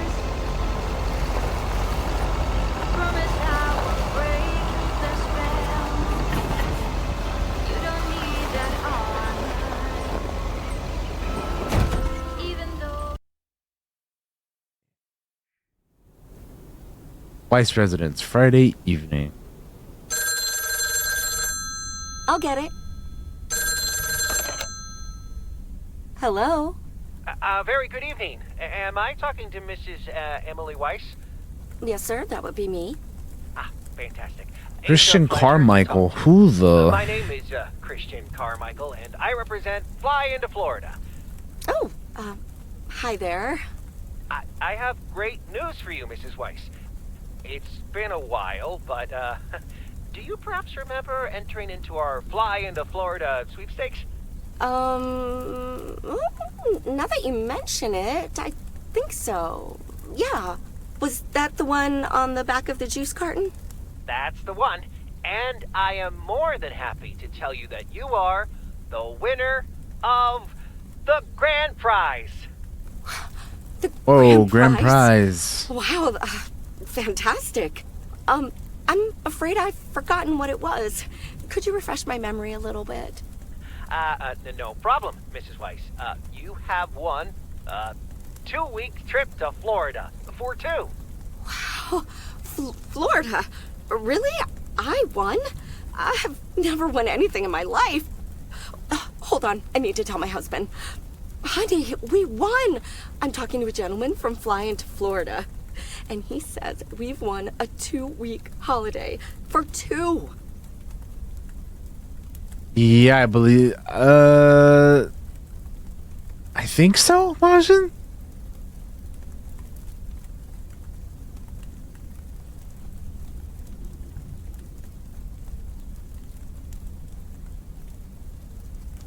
Tell him he's dreaming. It's probably a timeshare scam. What? No, that can't be. I did enter that contest. Hold on. My husband is unsure if this is really true. I mean, you do hear a lot about phone scams these days. We'll do our absolute best to take away all your concerns. You've got plenty of time to let it all sink in. Next, we'll be sending you an extra special envelope. It will contain a confirmation letter, airline tickets, hotel tickets, and I totally forgot to say this earlier, a $500 check covering any additional expenses. Wow. Wow. I can't believe this is happening. Well, it most definitely is, Mrs. Weiss. And we'll be making sure you both have the time of your life. There's one thing I must stress. The dates can't be altered. So if you have plans for the first 2 weeks of September, this would be a great moment to change them. And I hope this answers all of your questions for now. Congratulations on winning. And we look forward to seeing you. Yeah, I think it is, Fly into Majin. Florida. Thank you. Bye. I think I need to sit down for a moment. Florida. Oh, that's Robert. Sorry, honey. I can't celebrate with you right now. But I'll make it up to you tomorrow night at Moe's. I will hold you to that. Have fun on the ice, hon. And when you start to freeze out there, just think of sunny Florida. Florida. Ooh, boy. Drilling a hole, getting that fire pit going. Ice fishing's a lot of work. And it's cold, but we're fishing all right. Are you sure that the fire won't melt the ice? I didn't bring my swim trunks. Don't worry, Thomas. He travels mostly upwards. And hopefully also in our direction. Man, it's nice out here. Quiet as hell. This setting could use a guitar.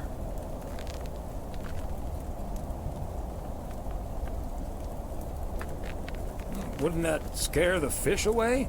Especially if you start singing. Thank Got you, him. Thomas. Your honest feedback is much appreciated. Hey, what was Emily going on about when I picked you up? You guys are going to Florida? How'd you know? Yeah. Apparently. How'd you even we hear won any a of that? 2-week trip. How'd this guy know any of that? Congrats. Not that Florida's my cup of tea, if I'm honest.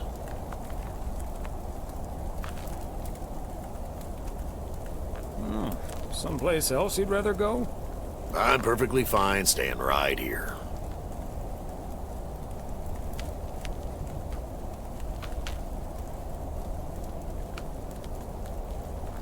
P.O. is great, but is it also a good place to meet someone?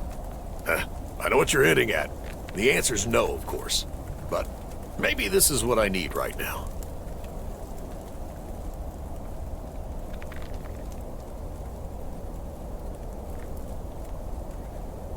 I don't know, Robert. Haven't you been by yourself long enough now? Wouldn't it be ideal if Mrs. Wright dropped by my house one day?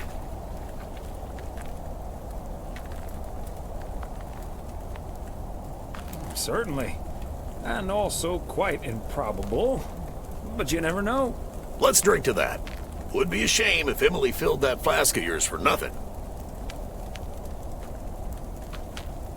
Ha! Finally, a sensible remark.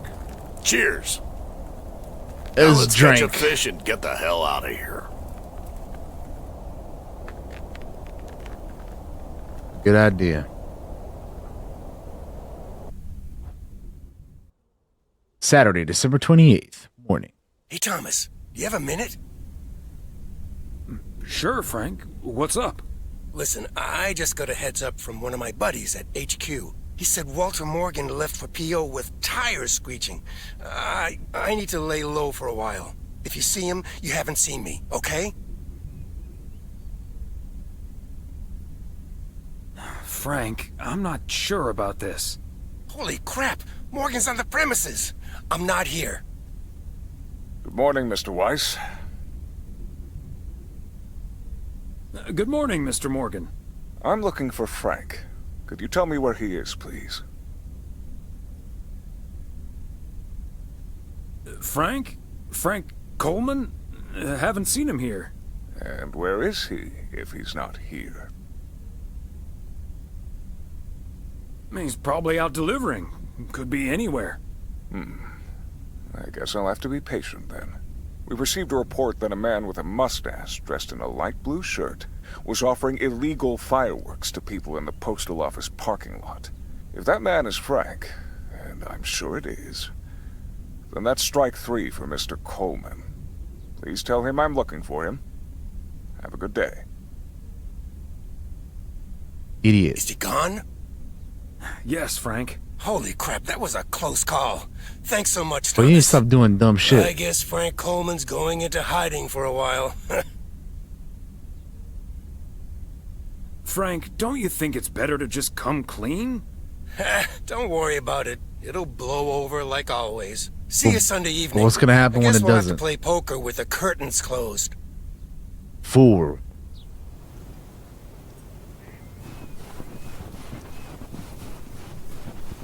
Fucking Frank, dude. Happy Saturday, everyone. Get ready for a pet peeve from Joseph. P.O. positive or pet peeve? Jack, I've been watching that TV series everyone's been raving about. What's it called? The Hamburger with Fries?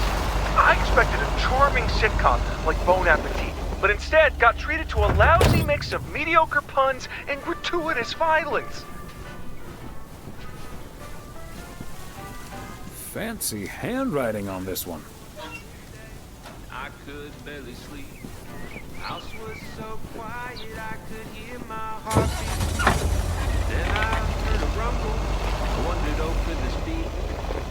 Famous Batman coming down the chimney. I cracked open my door to catch a glimpse of Saint Nick. Could hardly see a thing. Smoke was so thin. 205. A belated Christmas gift? Maybe. Is this 205? That's it. Penetrated slaying for a fire truck tonight. Oh, it's a funny story. At least it is to me. But for others, especially There you go. the day that lives in infamy.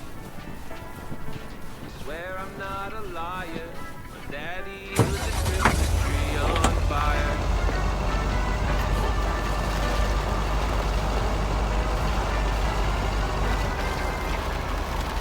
Wouldn't say that my dad drank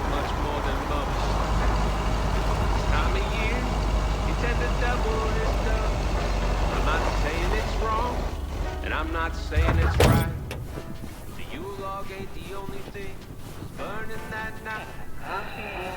Oh, is it on this side? Damn, it is on this side. Which happens way too often. But for others, especially my mother, the day that lives in infamy. Swear I'm not a liar. Daddy lit the All right, let's get moving.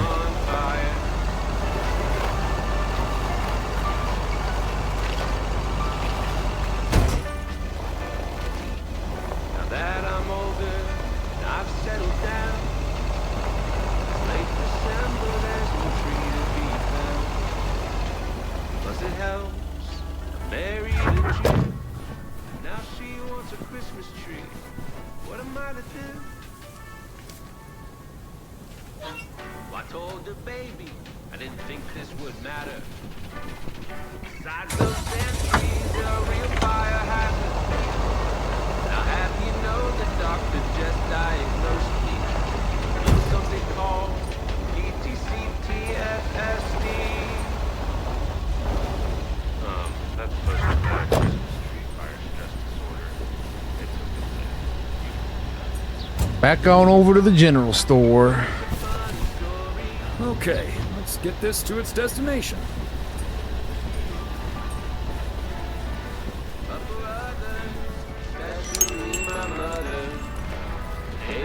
Ah, there you are. Could you bring this box over to the diner? And if they ask, there's no discount.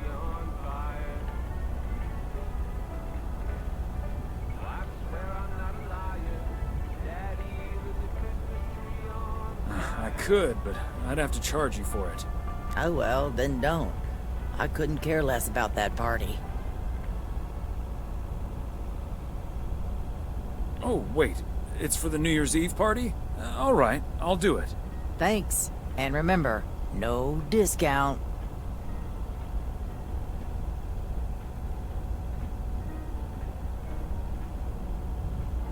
That's not my business. Just going to drop off the box. Open up the window. I'm breathing in the last of September. I can feel the window and the late summer sky I remember. All right. Turn this thing around.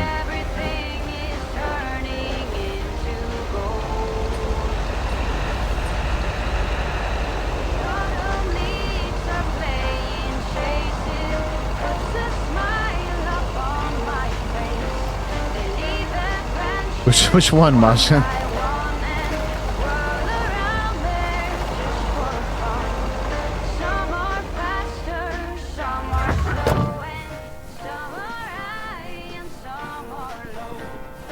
Another satisfied customer. Unless it's Bill's. Christmas tree on fire one?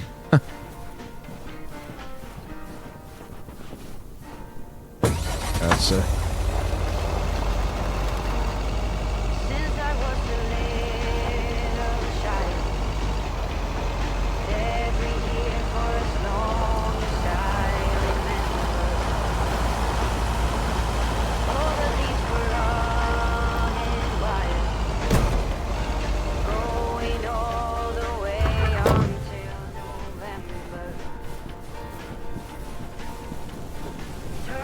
There we Give go. her that one right now. Alright. One last package over here, then we gotta go deliver that other thing to the diner. We're good for the day.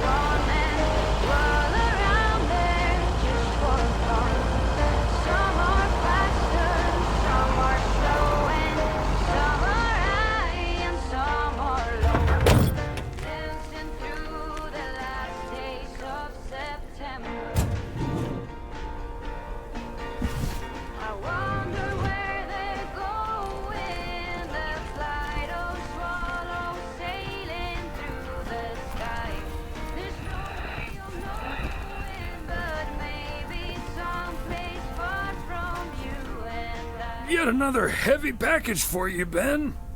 Let me take that off your hands, Thomas. You know I feel guilty enough as it is. Having you lug around those car parts week in and week out. That's the job, Ben. Neither snow nor rain nor heavy packages. Stay these couriers from the swift completion of their appointed rounds. I'm serious, though. If you don't mind me saying, you're getting up there. Ever think of hanging up the old coat and bag?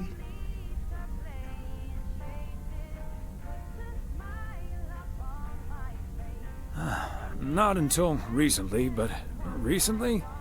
Yeah. Good for you. Think about it some more would be my advice. Okay. Son of a gun. Is the engine parts for the news van. Didn't expect them to come in so soon. I was real soon, actually. No, that's great. Now they'll be able to roam around PO for their report. Yep. With any luck, that thing will be up and running before the end of the day. Godspeed, my friend. And the same to you, old-timer. All right. Off we go to the diner.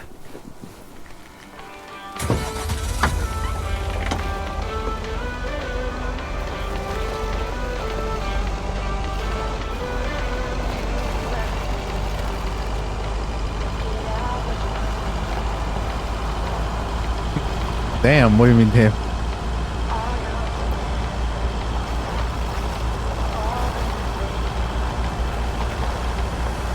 Oh, yeah. Is. I mean, he's like, you should really think about hanging up the coat and bag or whatever. My advice is to really, you should really think about it.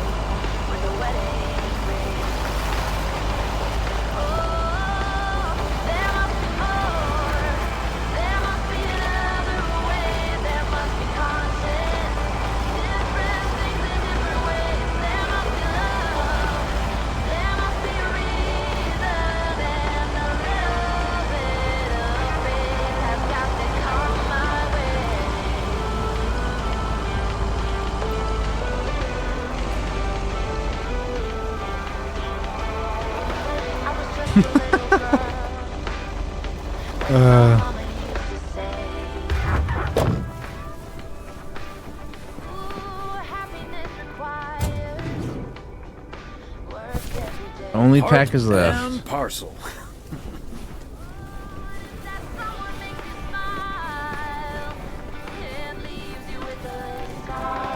Hi, Thomas. Oh, please tell me that's a big box full of snacks from the general store. This is a big box full of snacks from the general store.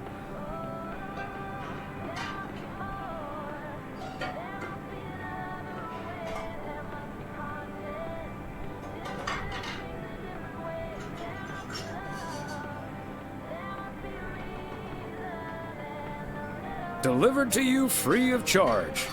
You're a doll, Thomas. Did Nancy Carlisle mention anything about a discount? Oh, right, yes. I believe she said no discount. No discount?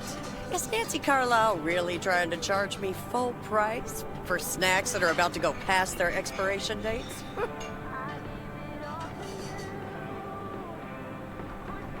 Yikes, that would be pretty sad. I can't believe people could be like that. That heartless creature. Maureen, easy now. She just drives a hard bargain.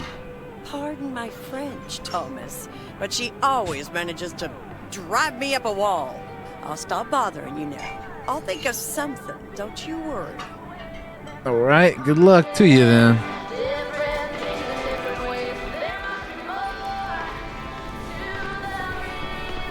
Off we go back to the post office.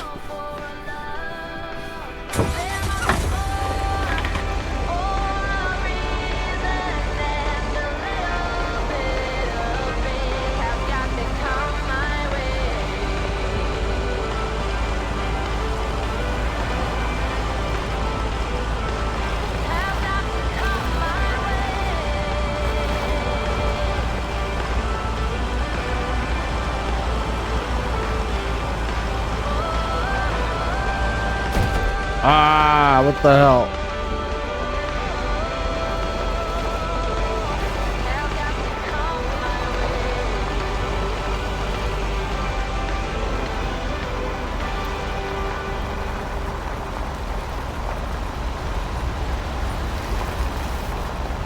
All right.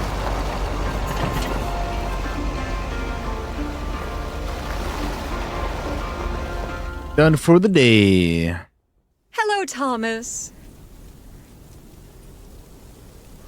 Hi there, Beth. What brings you here? I saw you arrive just now, so I decided to venture across the road with a minor request. What's so important that you came out here in the cold? It's just one small thing, I promise, and, well, I suppose you can see what it is. A first gift to the little one, you see, since Christmas in Georgia fell through. It just needs an address, and I'm not sure where to put it. Could I leave this with you so you could make sure it gets where it needs to go?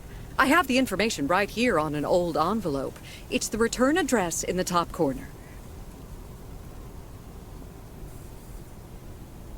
Of course, Beth. I can understand that labeling a package like this can seem daunting.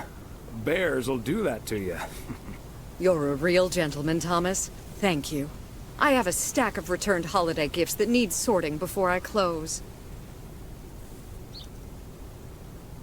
I've handled many a strange parcel in my day. Not to worry.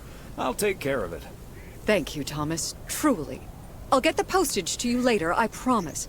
Oh, and please tell Emily I have a great idea for this Sunday's girls' night. It's a surprise. Bye now. Bye now. Sure. Enjoy the rest of your day. All right. Back home, Vice Residence, Saturday afternoon. Hello? Hi, Meredith. It's us. Your dad is standing right next to me. Hiya. Hi. Shouldn't you two be at Moe's right now? Yeah, we're about to jump in the car, but we wanted to share some exciting news with you. Oh, first things first, though. How was your Christmas? Well, I worked. And Tess and I made a Christmas meal you probably won't ever find in a cookbook.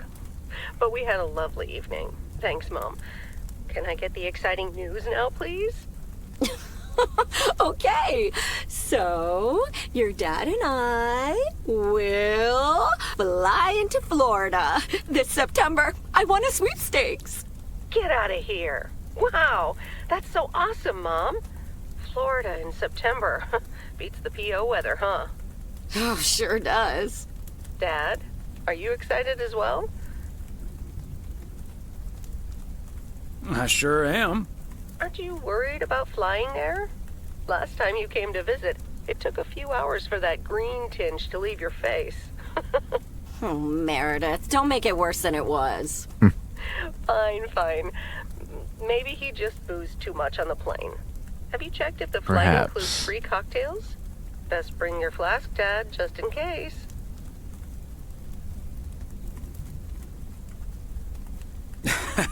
If you were here for Christmas, you might have gotten one from Santa. Oh, well. I may not have been there, but at least my boss called to interrupt your dinner. Sure did. Sorry about that, by the way. Rest assured he was appropriately ashamed. We all make mistakes, Meredith. Some of us just more than others. I can't disagree there. Oh, hey, you two shouldn't keep Maureen waiting. You're right about that. Your dad will go and get the car warmed up, right, honey? That's my cue. Bye, Em. Take care. Bye. Have fun tonight. Off they go. Thanks for getting the car all toasty for us, honey. You're very welcome, dear. It's my pleasure. We've been doing this for decades now. And I've never stopped looking forward to spending my Saturday evening here with you. I feel the same way, Em. I'm a lucky man to have you. Good evening, you two beautiful people. Ready to order? Or should I just write down pancakes for lovely Emily and a T-bone steak for Big Thomas here? Well, Maureen, your intuition never ceases to amaze me. It sure is pancake time for me again.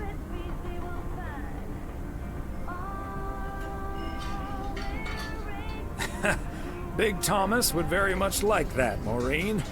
Thanks. You got it. Be right back, folks. I kind of was thinking try something else, but if Get the it's steaks out. but I don't know what the other options are, so might as well not take the risk. Steak is always good. Beth making surprise plans and this Florida trip landing in our lab got me thinking a little bit. If we're getting close to being able to do whatever we feel like doing, does that mean we should stay in PO forever?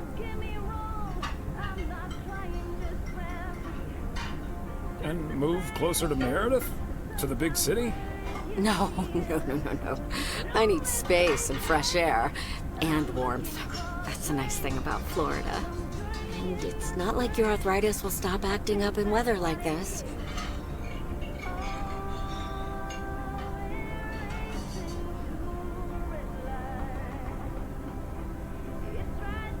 I am looking forward to that Florida trip the more I think about it.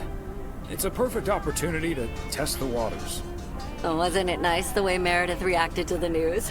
Although I'm sure she's a little envious. I do think they should see how Florida is first before they talk, or before she talks about wanting to move there.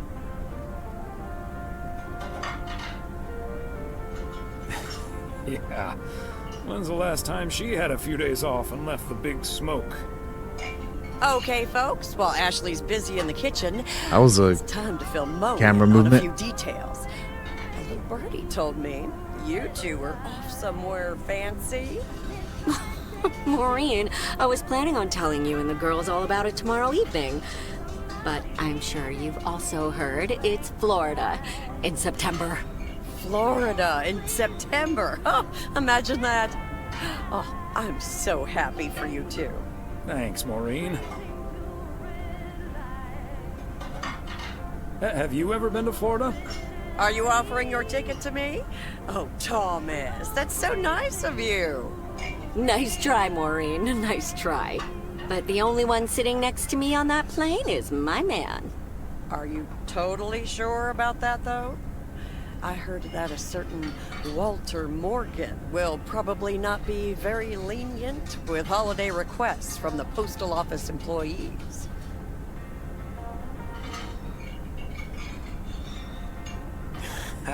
Morgan. His bark is always worse than his bite. If Walter Morgan gets in the way of that, I'll get in his way.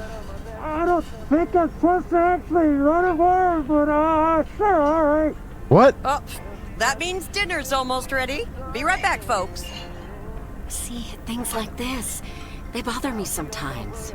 Maureen's a sweetheart, but it's almost impossible to have a private life here. That sure is true. Fair enough.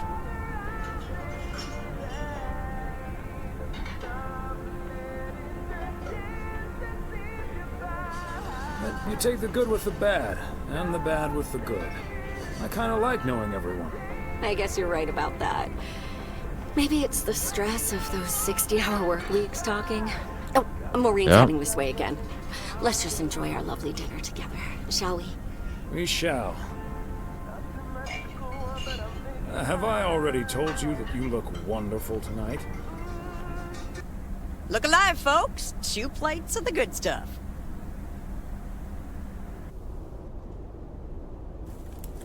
Where's that steak? We ain't even gonna see it, huh?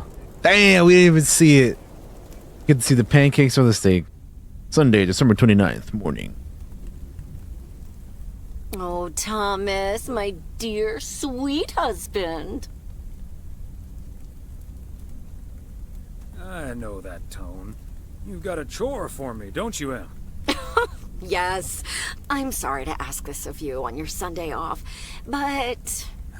Okay, Em, what needs doing? The motel called, and, well, the TV crew would very much like to rent some movies from the Flick Shack today. But I couldn't just let poor little Angie ferry them over in this weather, so... So you promised them I'd do it? Bingo! Would you, dear? Pretty please.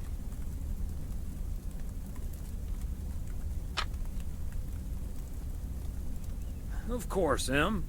You've been so busy lately. It'll be my pleasure. Oh, thank you so much, darling. Tell you what, I'll make some extra tasty snacks for your poker night tonight. How's that? It's a deal. Trade's a trade. Let's go. Thomas Weiss, as I live and breathe. What in tarnation are you doing out and about in the mail truck on a Sunday?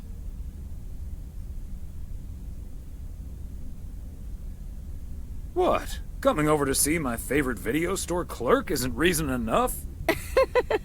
No, but seriously, you've come to pick up some movies for the KNW6 crew, right? You're uncannily good at guessing. Your wife called ahead. Happy to do it for Emily. And for you. And for the TV crew. Parts of it, anyway.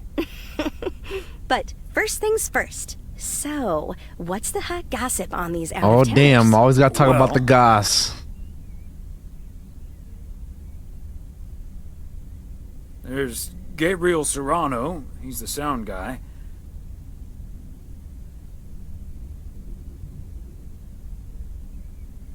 Nice guy. Full of vim and vigor.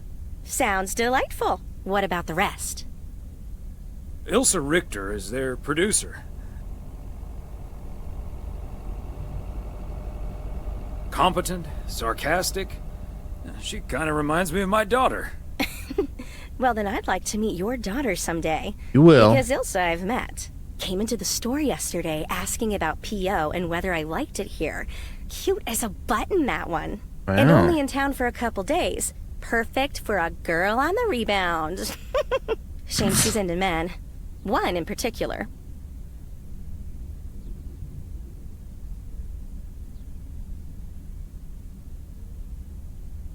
Are you sure? How do you figure? The way her eyes lit up when she mentioned that colleague I mean, of hers, Gabriel. These are the only Trust me, options they a gave girl me, knows. but yes, it So is anyway, obvious. Let's get down to brass tacks. According to Emily, our intrepid reporters have 2 rooms equipped with VCRs between them. One for Connor Price, KNW6, and one for Ilsa Richter. Great. I know what we should get for Connor.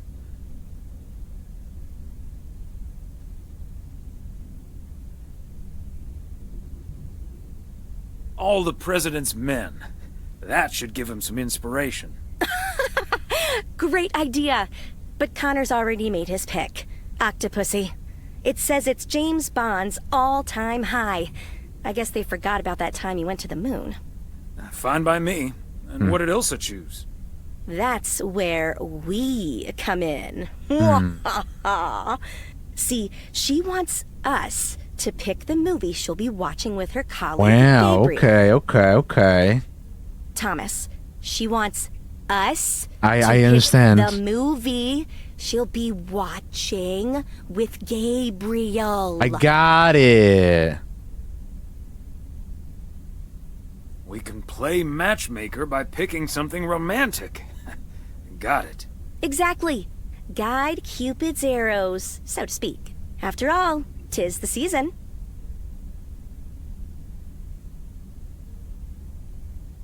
For a little post-Christmas magic?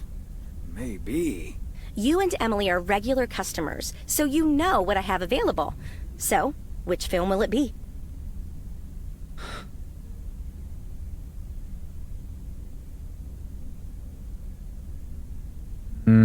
Definitely not Scarface. It's a great movie, but not in this situation. I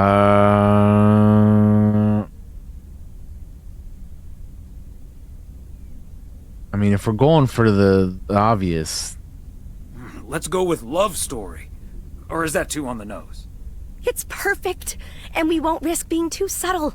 It has love right there in the title. I mean, that's what we're going for. You might as well. Great. Love Story it is. And it seems like they already, the dynamic feeling duo of some type of stupid way about Cupid each other, so strikes you just again. gotta give them the little, Although I suppose little gentle this is push. our first strike. Anyway, here's hoping that this is the start of a beautiful love story. I have a good feeling about this. Anyway, I'd best be on my way, getting these to the motel. Yeah, thanks for doing this, Thomas. My car, much like myself, is not built for snow. Say hi to Emily. Will do. Bye, Angie.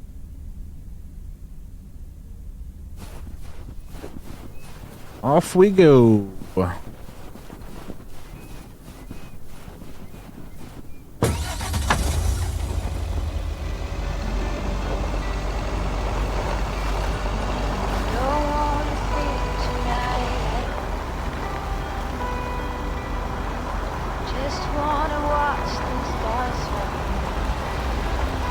Gonna take a left right here.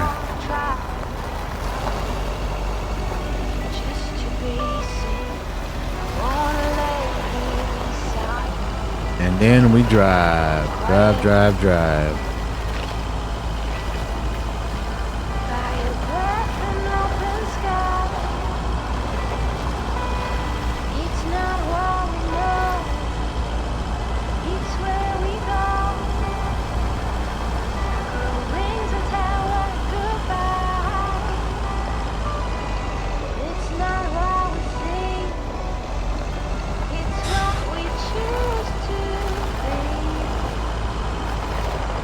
Let's keep it moving. Hotel should be coming up though. On this road, right? I think.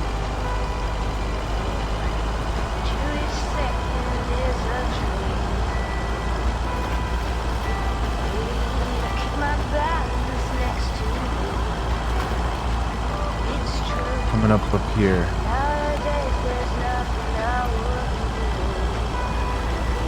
No, not yet. Hey, it is a little bit further away than I thought then. Damn.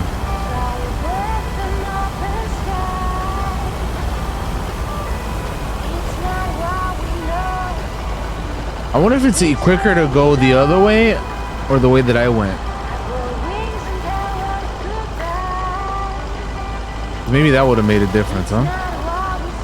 Either way.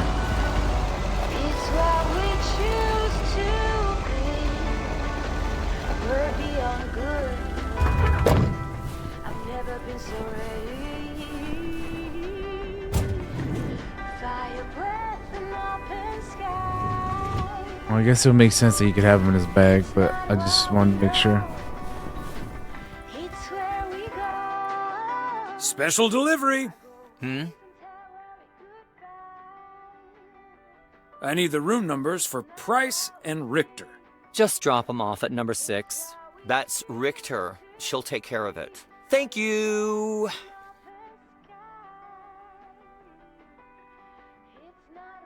Right. I will. Good day. I grow wings and tell her goodbye. It's not what we 1, 2, 3, 4, 5, and 6.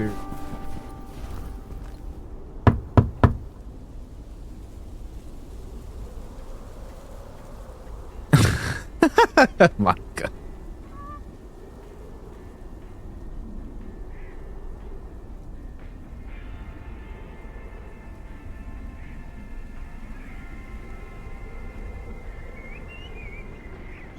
Movie delivery for Connor Price Wrangler Ilsa Richter. Yes? Oh, excuse me, Mr. Price. I thought this was Ilsa's room. No, that's room 9, but think nothing of it, my guy. Ooh, you got me my Bond movie. Of course, right?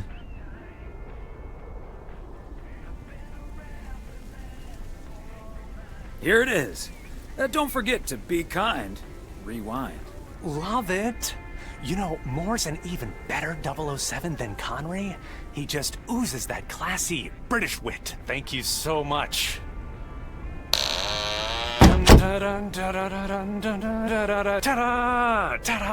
Pow! Okay. For 9, they're way down here then.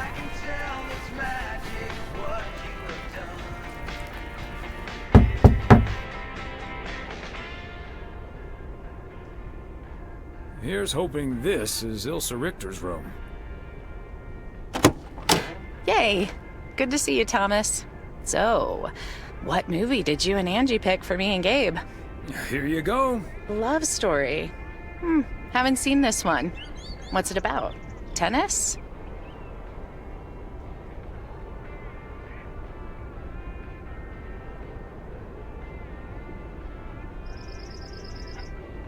No, actually, it's about... I'm joking. I'm sure it's a story about love of some kind. Let me guess, this was Angie's pick. Well, let's just say it was a group effort. Okay, well, color me curious. Hope it's Joy. age appropriate for big old puppy dogs. Oh, speaking of, on your way out, could you give a quick knock on Gabe's door, just so he'll know it's movie time? It's room number 2. I thought he would already be here. Great. See ya. I thought he was already gonna be there, to be honest with you. Alright, I gotta go do this because people need to be, you know, pushed ever so softly together. Right? Towards each other. I don't know what the right phrase is, but you know what I mean. Knock, knock. You know what that means, right? Thanks, Thomas. I'll be right over. Yeah, that's why you gotta pick the My work obvious. here is done. Like it can't be any more obvious than that. You got, you know. Sometimes, you know, people need that little gentle push, right? You know, because I Okay, mean Ben. they already feel that way about each other, but you know you gotta like, Yes or not? you know. You don't have to say yes or no. Just say anything. All I need to hear is one word from you to know if you're bluffing. Nothing? Not even a twitch or a blink? All right. And in this I'll do the case, the talking. obvious push, I'm all right? in. Call. And he just instantly calls me. Great. I don't even need to see your hand. Well played, sir. Thanks, Jack. You got unlucky there. I don't know. I just don't have the patience for poker.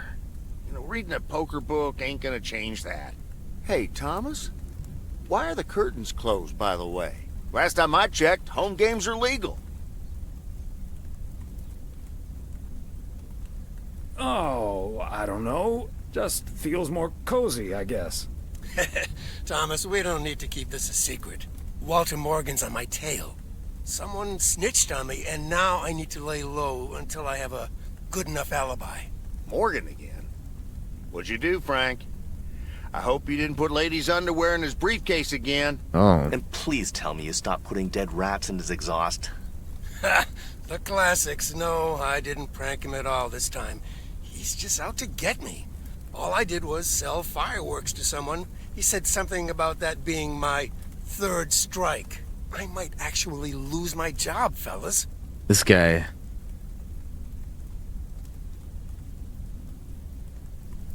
We won't let that happen, Frank.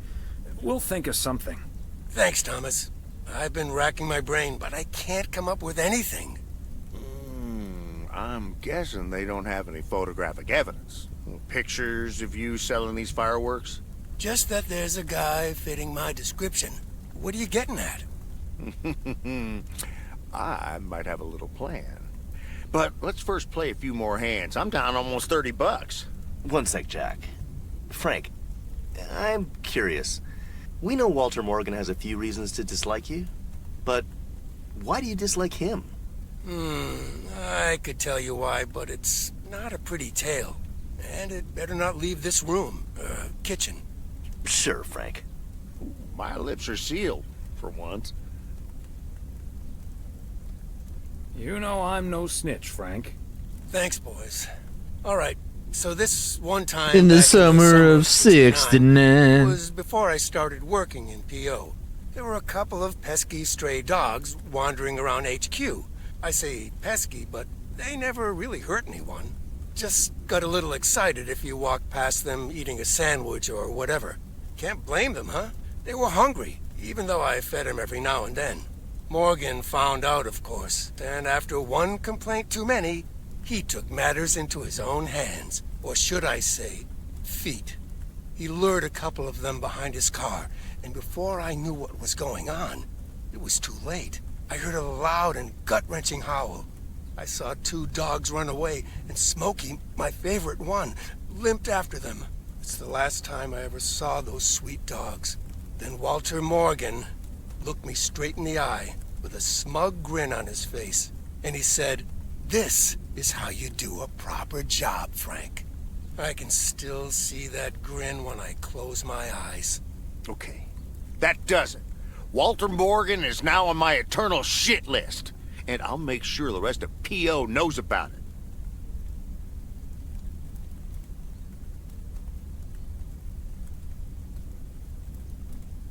You don't believe him? Poor Smokey. Dogs can survive a broken leg, right? What a despicable human being. I can't believe he did that. Well, he didn't. I was joking, of course. I don't really have a good reason for disliking Walter Morgan. That boring old pencil pusher just rubs me the wrong way. Damn it, Frank, you had us good. Okay, folks. Ante up. Here we go again. That Frank, man, he's a cheeky bastard. Monday, December 30th. Morning. Psst, Thomas, over here. Hey, Frank. Oh boy, there he is again, hiding. Thanks for filling up the dumpster. I wish that was all I was doing here. I'm trying to stay out of sight. Looks like Morgan will be at the post office. Yeah, Frank all day. is Listen up. Jack and I cooked up a he's a little character. plan. I'm sure Morgan will be gone soon, but I gotta get out of here now. The shady guy who's also a fool.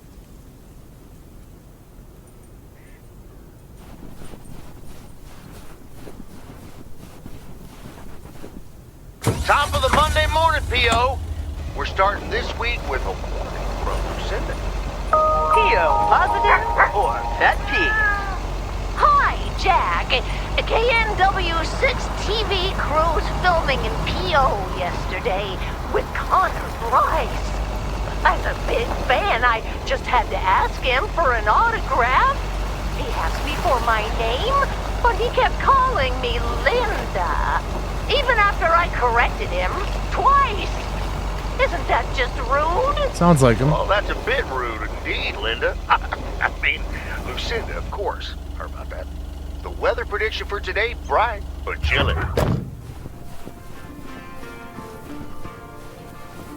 Fancy handwriting on this one. Alright. Off we go to deliver more.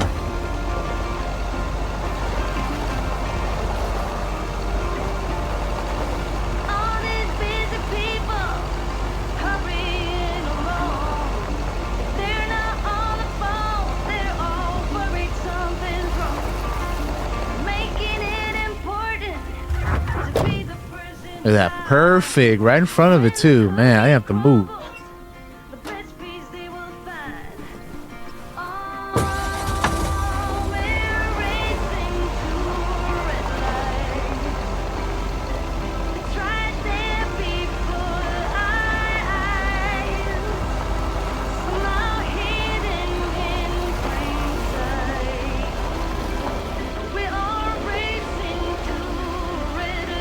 It's going good, Val. It's going good. How are you doing?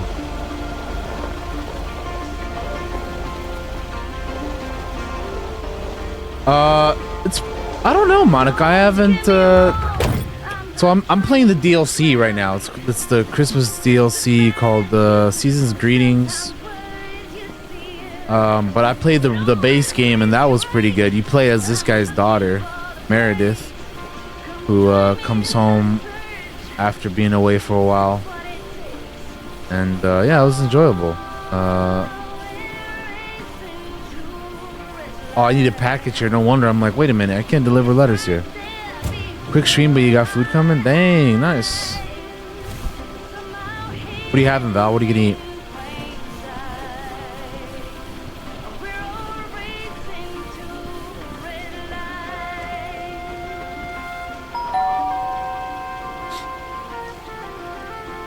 Neither snow nor rain nor Oh, heat damn. nor gloom of night. Enchiladas and tacos. Let's go.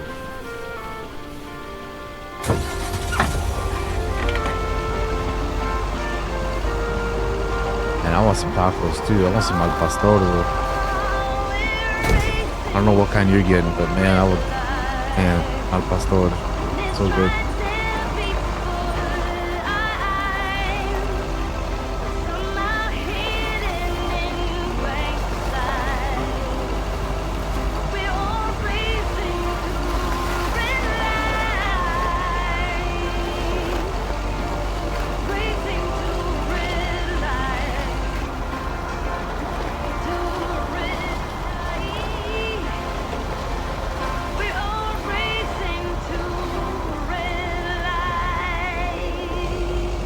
Go this way.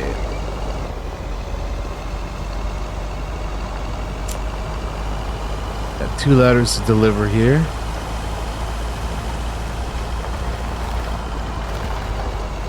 There's somebody on the road. It's okay. What's a stop sign? Is that how it is out there? You know, people were giving me shit about my driving earlier today too. It's like there's nobody on the road. It's empty. It's okay. Fine, it's fine. It's all good. We deliver. I'm at the cat lady's house. Hello there. Could you be a sweetheart and bring that over to me? Oh boy. Of course.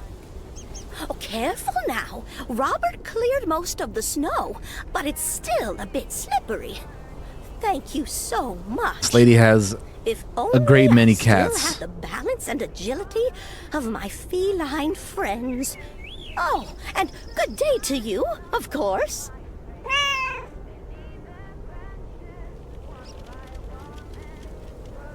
Why, hello, Mildred. Plus cat. Not just any cat, Thomas. It's Mortimer. Why, you said he was your favorite. Remember that, Mortimer? Oh, now I recognize him. Ah, good old Mort. Immer. Right. Jeez. So, what do you have for That's me crazy, today, Monica. Thomas? Just a letter. Let's see.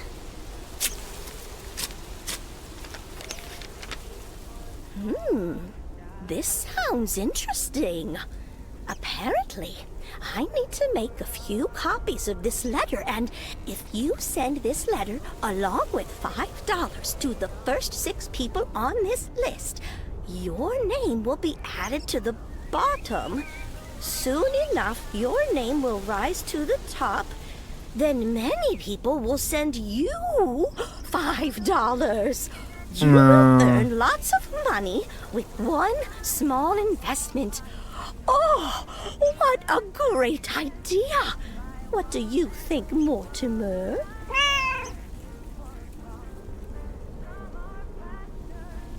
Mildred, that's a classic chain letter scam. Don't fall for it. No one ever got rich off of one of those. Well, except for the post office. Are you sure, Thomas? They make it sound so easy. Trust me on this, Mildred. If you've seen one pyramid scheme, you've seen them all. $30 is quite a bit of money. I'll think about it. Oh, Mildred. You do Well, that, Mildred. have fun doing whatever you See do you then. at Moe's tomorrow night? Probably. Bye, dear. Okay. Oh yeah, I can imagine, Monica. Yeah, that's crazy. People need to just keep an eye out and be careful and just like, you know, pay attention to their surroundings more. Unfortunately, a lot don't.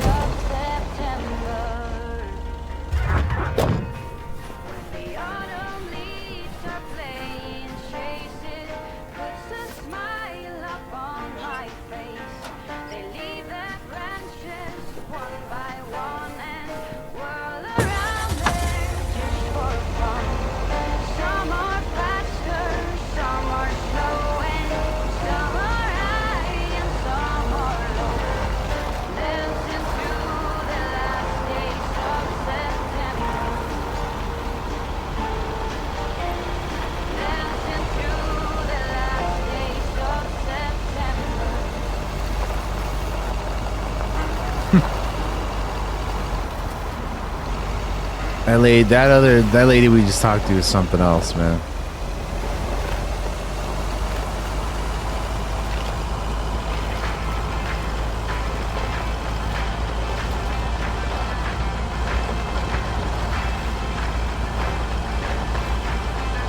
We'll come back to that.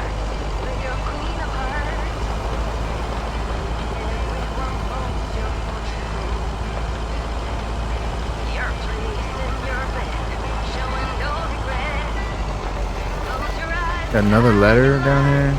Okay.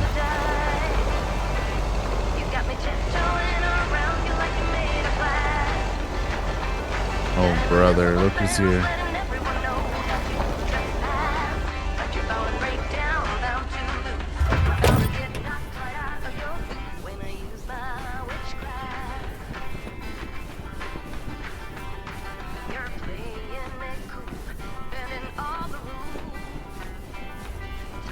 Okay, are we rolling?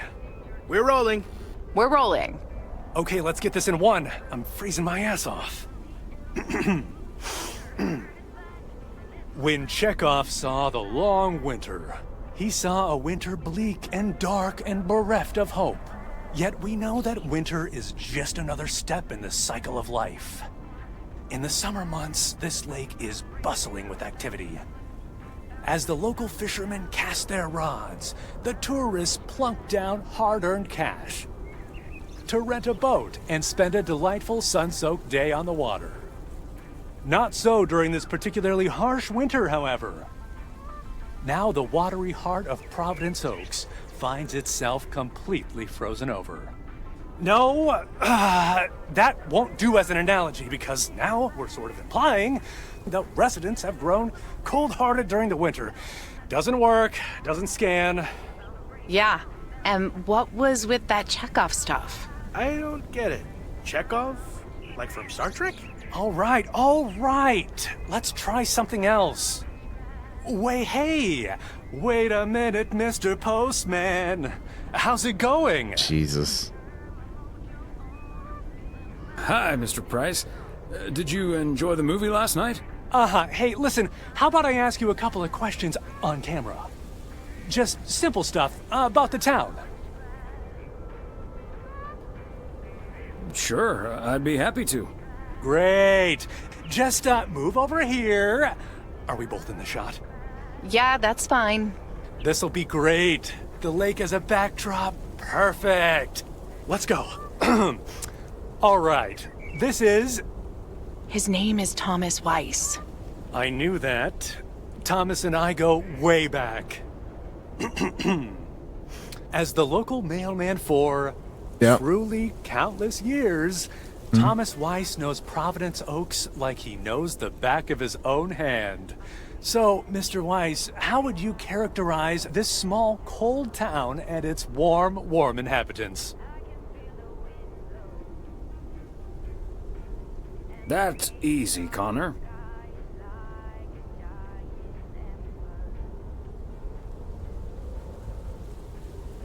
Whether you're new in town or have lived here for ages, what's clear is this.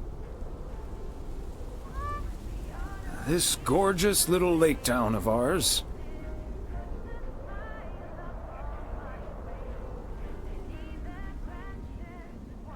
seems simple enough, although it's not without its complexities. But one thing's for certain.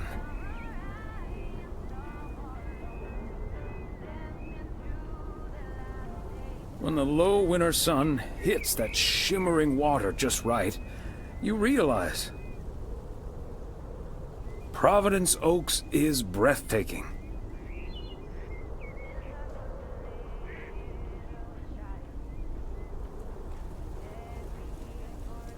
And you'll know what will always ring true is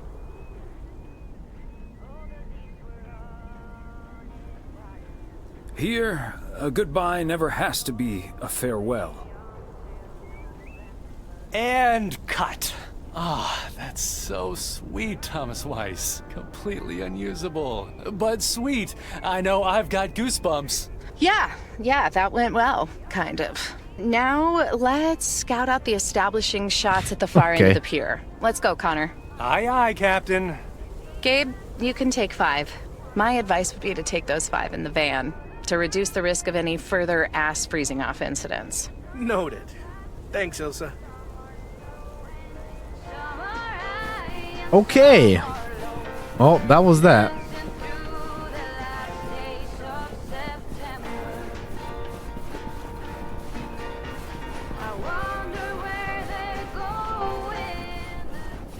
Deliver this letter here. Another satisfied customer. Unless it's Bill's. And then we'll hop back on the truck. Then we'll deliver the package that way, and then we'll turn around and drop off those last 2 letters for the day. Alright. Mr. Weiss. Thomas, sir. Hi, Gabriel. What's up? Just that, well, we'll be ringing in the new year right here in Providence Oaks. So, my mom is shipping over my tuxedo. Can you make sure it arrives okay? She says she clearly marked the package Serrano Room 2. Oh, of course. Mailman's promise. Serrano Room 2. So, how did you and Ilsa like the movie? Oh man, it was beautiful. Heavy stuff though. At the end, Ilsa totally had tears in her eyes. And, well, so did I. There is something else I wanted to ask you about. I guess I'm curious. How did you, like, woo your wife? Woo, Emily? Oh, you don't want to hear such a boring old story. We've been together for over 40 years. And things like that, they were very different back then. No, I suspect what you really want to know is something else.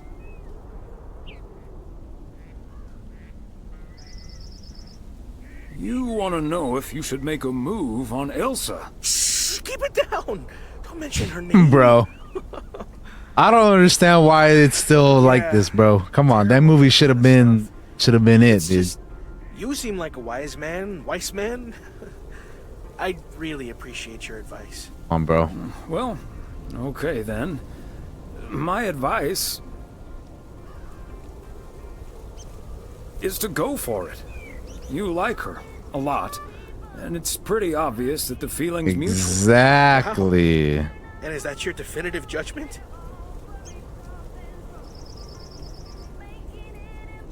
Definitive judgment sounds a little heavy-handed, but basically, yeah. All done. Hey, what are you two schmoozing about? Oh, you know. Oh, we were discussing the delivery of Gabriel's New Year's Eve attire. Excellent. Now start the engine, Gabriel. We're rolling out pronto. Man alive, it's cold today. On it, Mr. Price. Thanks, Thomas.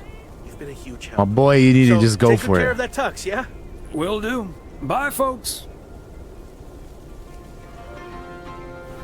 Sometimes you just gotta go for it, man.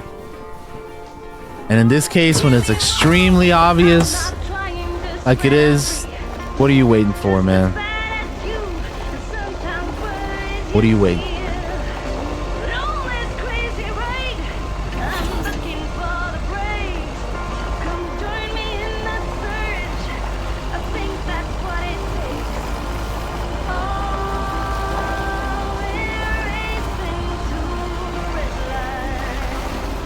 Back at the diner.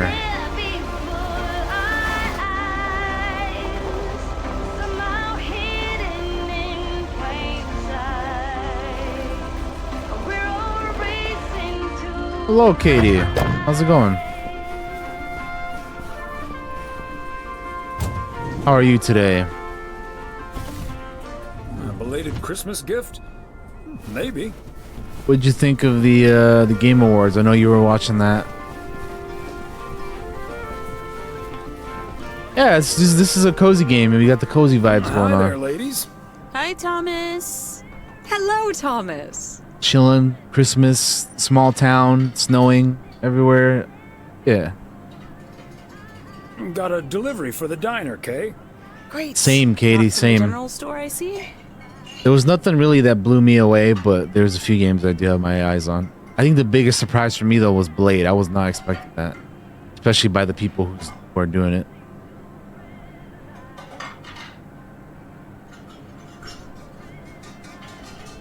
You tell me. All the information I usually need is on the address label. Oh well. Okay, so before I leave, we had this awesome girls' night yesterday thanks to Beth. It was hilarious. When I first saw where we were going, my brain went, oh my god. And when the guy showed us what we were going to do, my brain went, oh my god. And when we started, it was so yuck, but also so cool, you know?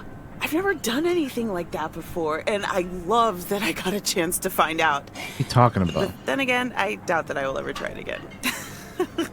Ah, yes, the girls' night. What did you end up doing? We made haggis. Oh, gesundheit. I said haggis. It's a Scottish dish made from a Had to sheep's do liver, it. lungs, heart, and suet, Had to do all it. stuffed into a sheep's stomach. It's this fascinating traditional gourmet staple stemming from the 15th century. Would you believe? Poems have been written about it. Oh.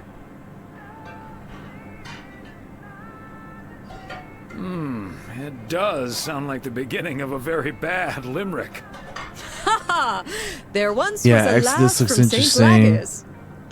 The God of War DLC was crazy. I was not expecting that. Nightmares about zombie sheep for weeks. And for it to be free and coming out so soon too, that's Hate to leave you nuts. two, but I really have to sort out this delivery ASAP. Oh, Maureen will go bananas. Talk soon. Thanks again for the great evening, Beth. Bye. Bye, Kay. Well, now, I really should get back to the grind as well. Those New Year's prize reductions aren't going to fix themselves.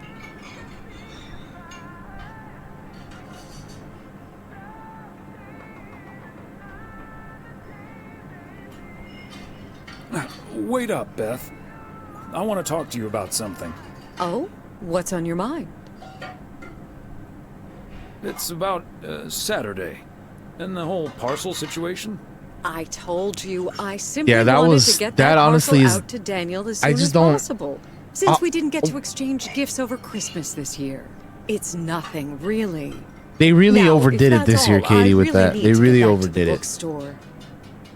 They did not give people anywhere near enough time, yet they let Kojima and, you know, go up there for like 10 whole minutes, you know? It's like, come on, dude. What are we doing here? It's a shame. I don't mean to pry. I just want to make sure everything's good. What do you mean? Are you sure there's nothing wrong? Okay, you've got me. Can we sit down here for a bit? Heavens, I do feel a bit caught out. But I have to admit, it does warm my heart to know that I cannot fool my friends. Well, out with it, Beth. You see, it's my eyes, Thomas. I have glaucoma, which means my optic nerve is deteriorating. I found out a few months ago. Oh, no. Have you told anyone Yeah, about it? I agree, I Majin. haven't told Emily yet. Daniel knows. It's not that bad yet. Some of but those it's not performances getting are kind of a any better little either. bit much too. The thing is, this kind of condition happens slowly. And I haven't been the fastest in getting it treated, but they can stabilize And then it. the fact that some of That's the why awards I were not wasn't even able on to fix stage, the they just parcel kind of on read my them own off last really quickly Saturday. in a row. It's like, And that's why I'm starting to miss a you few know, details here and there. when why I'm in even the call it the store. Game Awards if you're Or just gonna, you know, asking speed for past some peas of that instead stuff of and not give beans at people the amount of Christmas dinner time with all of my that they friends should of all to, places. you know, accept the awards. I think it's ridiculous. I had no idea. Is there anything we can do to help? It's sweet of you, but there is no need to treat me any differently. I've been going about my business as usual, first and foremost, because the deterioration is so gradual. Until I couldn't really do the little things anymore. Things like reading small print are getting difficult, which was a painful thing to accept at first. Working in the bookstore is starting to give me more issues than I'd like. Getting older. It's a strange thing, isn't it? It's like that Robert Frost poem. The afternoon knows what the morning never suspected. Doesn't mean I wouldn't mind taking a little nap in between from time to time, though.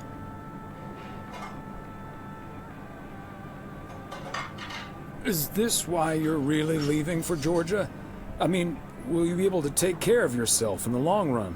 It is a big part of why I'm leaving, yes. But at the same time, it isn't. It's fair. It's understandable. How's that? What I'm trying to say is, when you really look at it, in the end, it's not all bad. You see, every limit is a beginning as well as an ending, as T.S. Eliot puts it.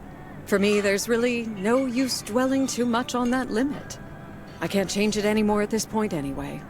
But I do have a choice in how to deal with it. She right. Plus, Georgia has a lot to offer: museums, social clubs, and most importantly, my family.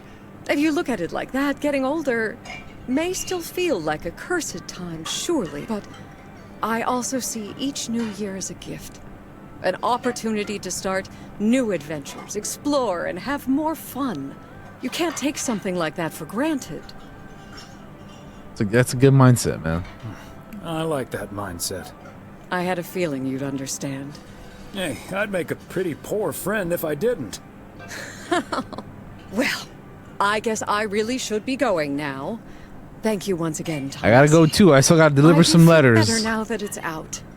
You're a good friend. Anytime, Beth. Bye now.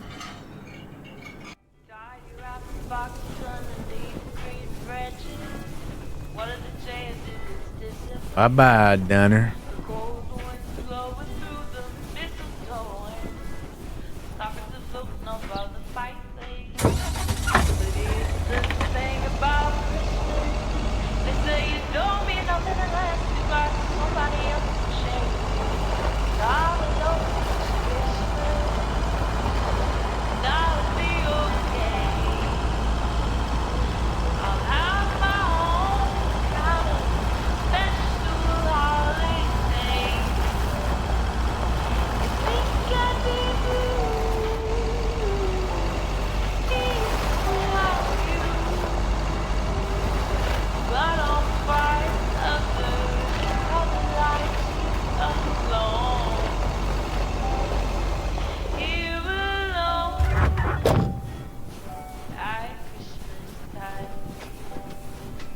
There we go.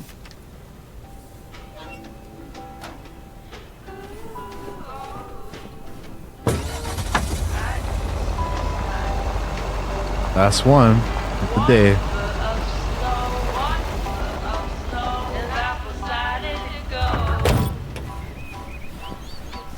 That's it for today. Back to the post office. Back to the post office we go.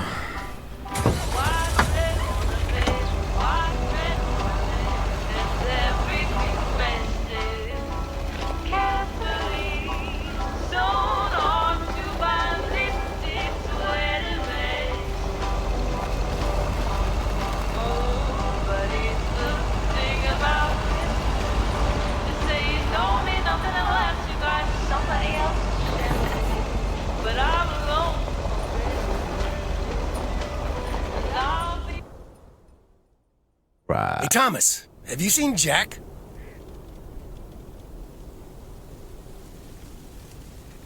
Yep. Yesterday night in my kitchen. Yeah, okay. But I kind of need him now. I'm a sitting duck right now. I'm toast if Morgan suddenly shows up. Really? What's the worst that can happen? Good afternoon, gentlemen. Sorry for interrupting your conversation. Mr. Coleman, I see you've managed to be present at the job position you're currently holding. I think it's time you and I had a little chat inside the office. Mr. Morgan, it's so good to see you again. A little chat sounds wonderful. But I'm afraid there's an extremely urgent parcel I have to deliver right now. So stay put, and I'll be back in about 30 minutes. You can stay right here, Frank. I'm sure Mr. Weiss would be happy to deliver that package for you. Right, Thomas?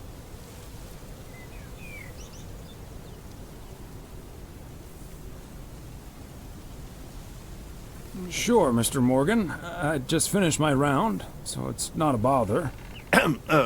Excuse me, sir? Hi. Hello. I heard you were looking for a guy in a light blue shirt with a mustache to purchase illegal fireworks. Bro, these guys in the parking are lot ridiculous. Of the post office? Well, you found him. Illegal fireworks? Who do you think I am? Sir, you don't have to keep your guard up. Frank and Thomas here both know me very well, and I'm sure they won't tell a soul about what you're doing right now. So, what will it be? I've got rockets, Roman candles, fountains, sparklers. I even have barrages that'll give you a fireworks extravaganza that you won't ever forget. Bruh. I think there must be a misunderstanding here. Please, don't put Mr. Morgan in this position. If people walk by and see this, they might snitch on him and get him into trouble. He could even lose his job over this.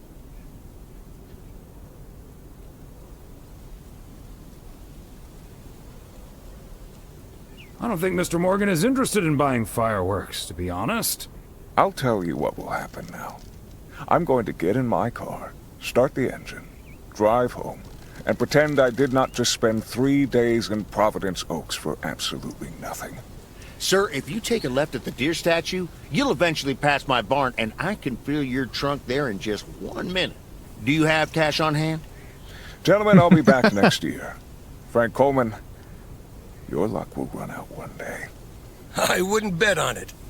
Tally-ho, Morgan. Boy, oh boy. If you can't stand the heat, stay out of the kitchen. Thanks, guys. I owe Bruh. you one. These guys are ridiculous. Weiss residence, Monday afternoon.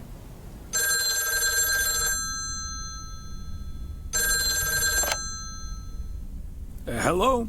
Evening, Thomas. It's Maureen. Oh, hi, Maureen. If you're looking for Emily, she's at the motel right now. I was actually looking for you, Thomas.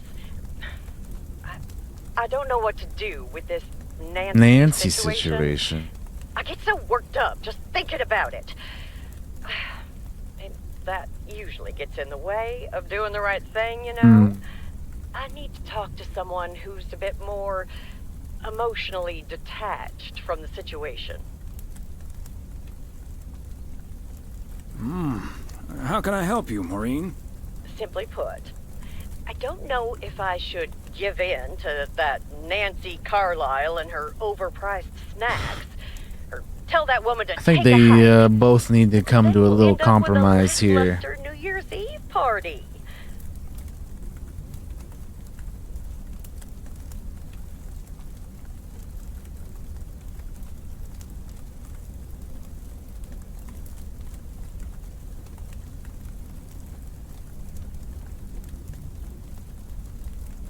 A party is about having a good time with people you like.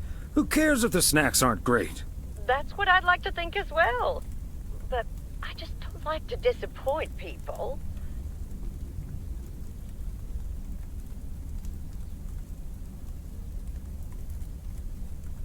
It may not be the perfect party, but people will understand that you had to draw a line in the sand. I think you're on to something there, Thomas. I'm not yet totally sure what I'm gonna do, but at least my mind's at ease now. Thanks for lending me your ear and advice. You're a doll. You're welcome, Maureen. Take it easy. Okay. Back to watching TV the rest of the night. What's on today? I hate to admit it, Klaus, tonight. but if it wasn't for you, I would have been a goner. You can't say that about the other guy. You Bruh. betcha. You made a mess, man. Blood and guts everywhere. It's not the first time I made Schweinbraten without cooking. Only Phenom was in the chat for this, man. That'd be the best.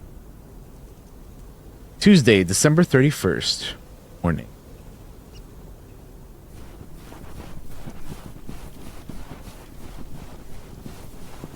Good morning, P.O. I'm starting today with the weather forecast. It will be bright and beautiful. brings us to the last PO positive or pet peeve of the year.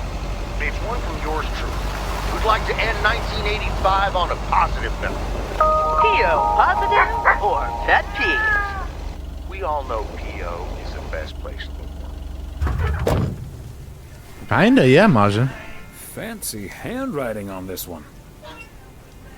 Seems that way so far.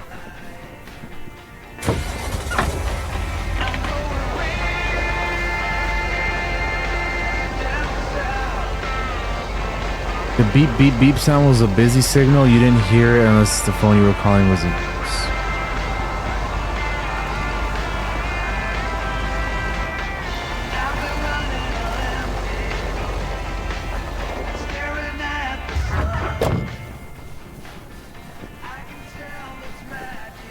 Another satisfied It's the last customer. day of the year. Let's deliver Unless some it's mail. bills.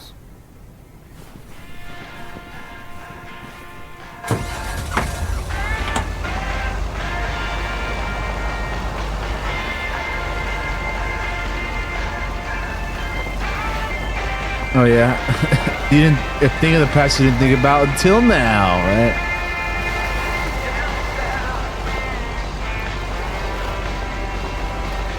Yeah, right now we're in the literal last day of 1985.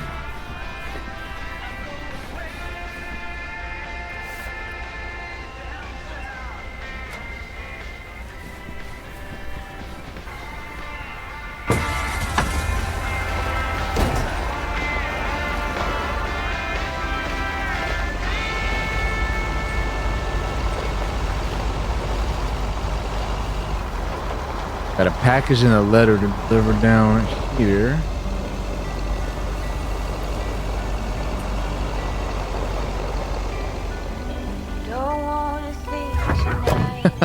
Monica. That emote is funny. East 2nd Street. There we go.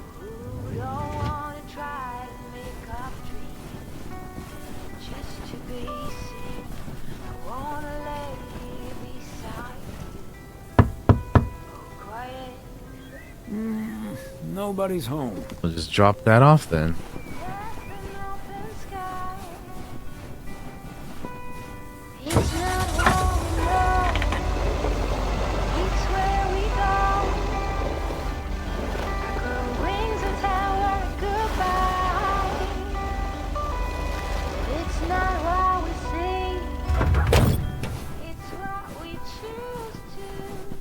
There we go.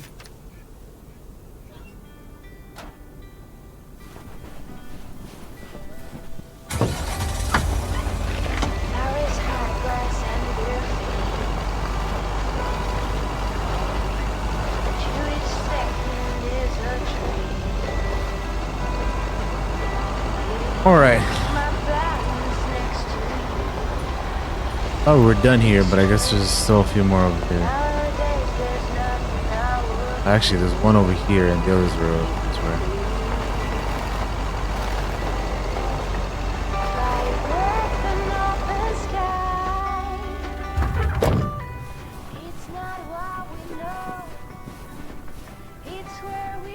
Oh crap! I'm telling you guys, I get confused often with where shit needs to go. These little envelope icons are a little too close to certain places.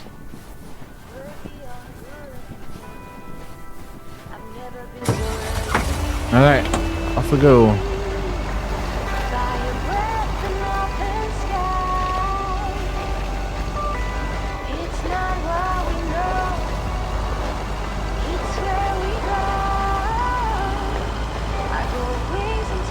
Back to the diner, okay. I'm guessing the motel again as well.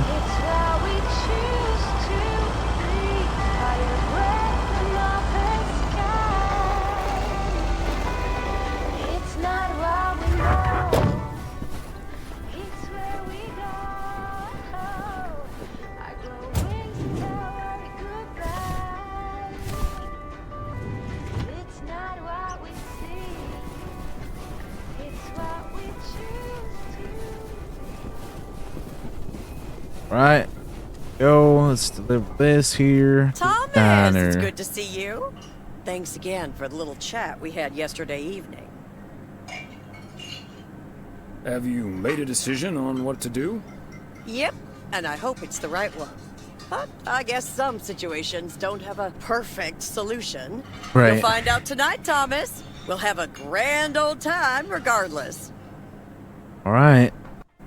New Year's party tonight. Here at the diner.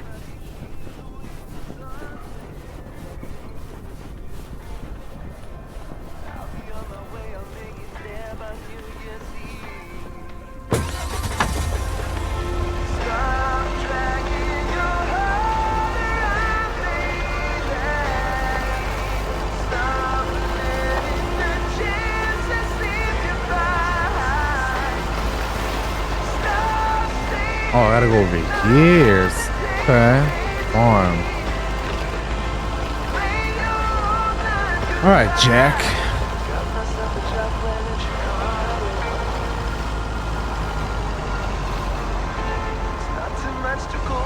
Oh, look who's here.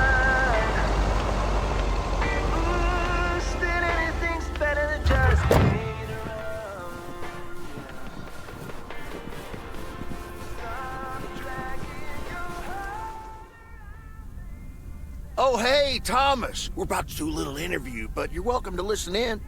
Mr. Price, you know Thomas Weiss, don't you? Sure do. You're resident mailman, am I right? Good to see you, man. Man, this guy's the biggest jackass, dude. Should I just stand over here? That was Open Sky by Velvet Moon, one of my favorites. Folks, we have a special treat for you today, because I have a guest here at the Reynolds Studio. You know that happens from time to time, but today it's a bona fide big shot. None other than KNW6's own newsman extraordinaire, Mr. Connor Price. Thanks for having me, Jack. Always nice to talk to a fellow broadcaster. So, how long have you been doing this local show? Coming up on our 10th anniversary, Mr. Price. But you've been at KNW6 for longer than that, no? Yeah, it's been... Gosh, can you believe I started there way back in '66? In '66? Oh, man. On Portland Rise and Shine. Still remember the title of my first item, too. Is Poplin Still Poppin'? That's a great title. And yet, this is the first time you've come to Providence Oaks. First time staying a while, at any rate. So, Mr. Reynolds, how would you describe this town? Well, I'd say it's a... Hey, wait a minute. Who's interviewing who here? I'll ask the questions, thank you very much. Apologies, my friend. That's what I was about to say, too. I'm like, wait a minute. Is he supposed to be interviewing him? It's the commitment I've made to our viewers. The price guarantee. Oh, gosh. There he goes again with it. So what stories are you chasing here in P.O.? Oh, you know, just trying to capture the old couleur locale. I must say, the people here are very friendly, and I hope the feeling's mutual. Right, Thomas? That's Thomas the mailman over there. But never mind, he's not mic'd. Yes, and no, I'm not. You don't say. Because we happen to have a little section called P.O. Positive or Pet Peeve. You might have heard of it? Can't say I have, but I do like the alliteration. Well, Lucinda Boyle called in a pet peeve yesterday, saying you were quite rude to her when she asked you for an autograph. Well, I'm sure that was a misunderstanding. See, I must have been on a really tight schedule, because otherwise I'd do anything for a fan. That's... The price guarantee, right? Sure. Anyway, we'll be back with Connor Price. Oh. KNW 6-star reporter right after this. What the hell, Jack? Ambushing me like that live on air? Relax, just joshing you a little. But I'll let you plug the heck out of this Oregon Trail thing you're filming. How's that? We'll make sure everyone in town fully cooperates with your crew in the home stretch. Well, speaking of the home stretch, I better get back to my job as a serious broadcaster. It's been real, pal. Can you believe this guy? Sheesh.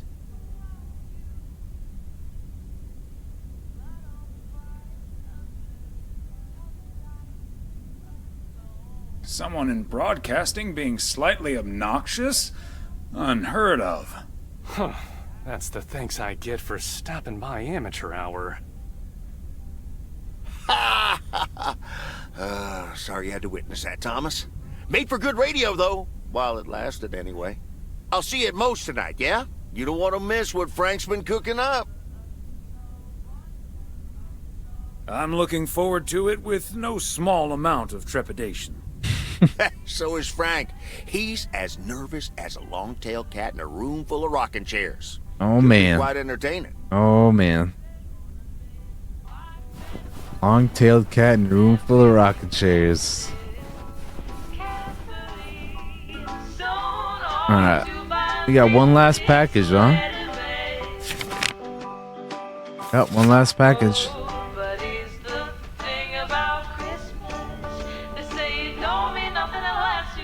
Somebody else to share it with, but I'm alone for Christmas, and I'll be okay.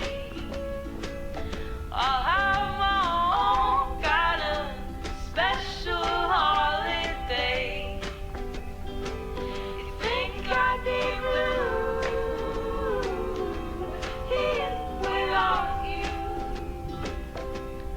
but I'm fine under the color lights you up on. Here alone at Christmas time. And if I had to guess what list you're on,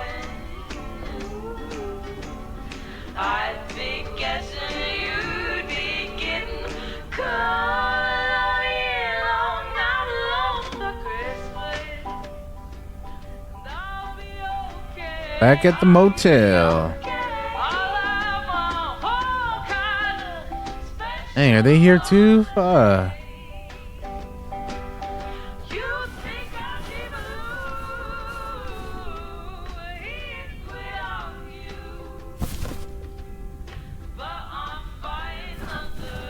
Should be interesting, to say the least. I should have a new booking system ready in a few weeks. Okay, what does that have to do with me?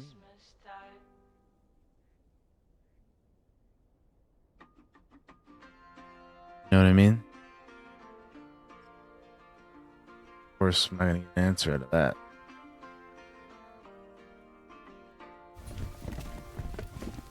Where do I deliver this to? Yeah.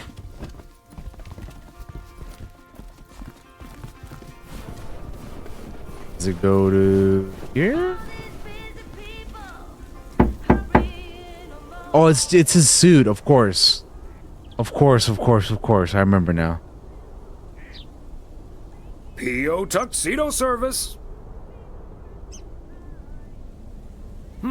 He's not in. I should probably leave it with Ilsa then. Room 9.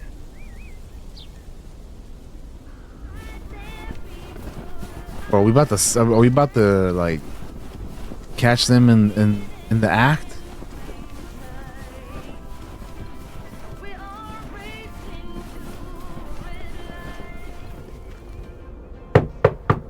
All right.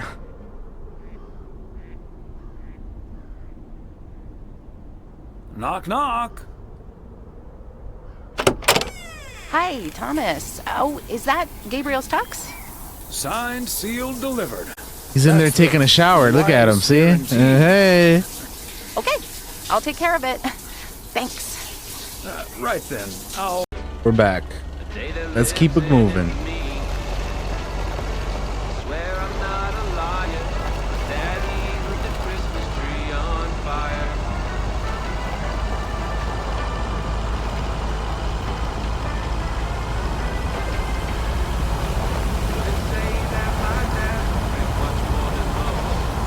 Let's go end our day and go off to the party.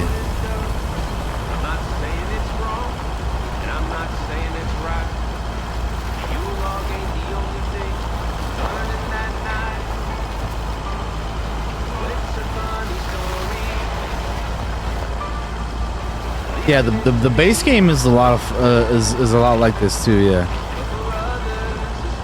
nice and cozy and chill and delivering mail and interacting with the townspeople. It's nice. So if you're enjoying this DLC, then you'll definitely enjoy the base game. I feel like they're both good stuff, in my opinion. If you're wanting like more of a chiller, cozier kind of game.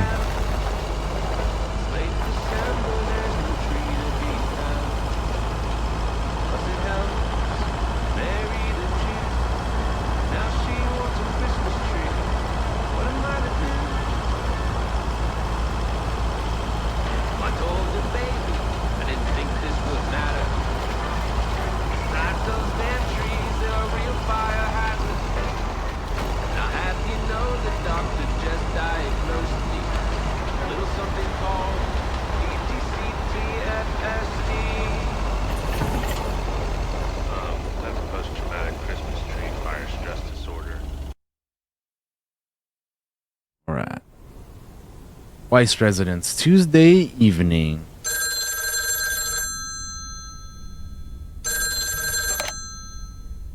Hello?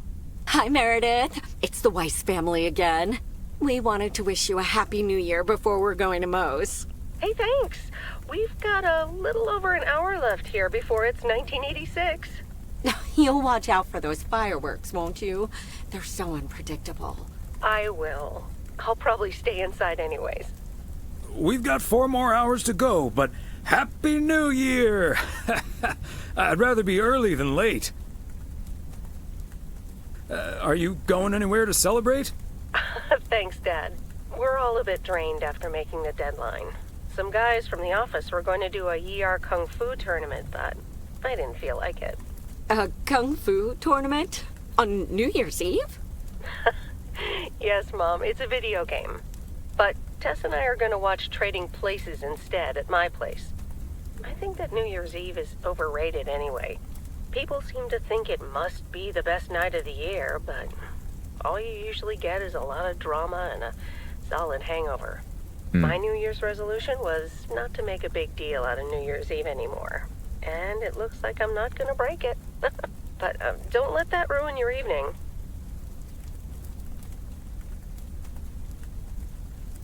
It won't. We'll have a good old party and start the new year with a bang. And that hangover will clear up in no time with a New Year's Day walk in the snow. Shall I remind you of this when you're curled up on the couch under a blanket? Sorry, Meredith. Your father's memory needs a little grease between the hinges. Like starting the car in time before going to Moe's? Bingo! All right, gotta do that. Guys, I won't hold you up. Have a great evening, and a Happy New Year. Love you. Beep, beep, beep.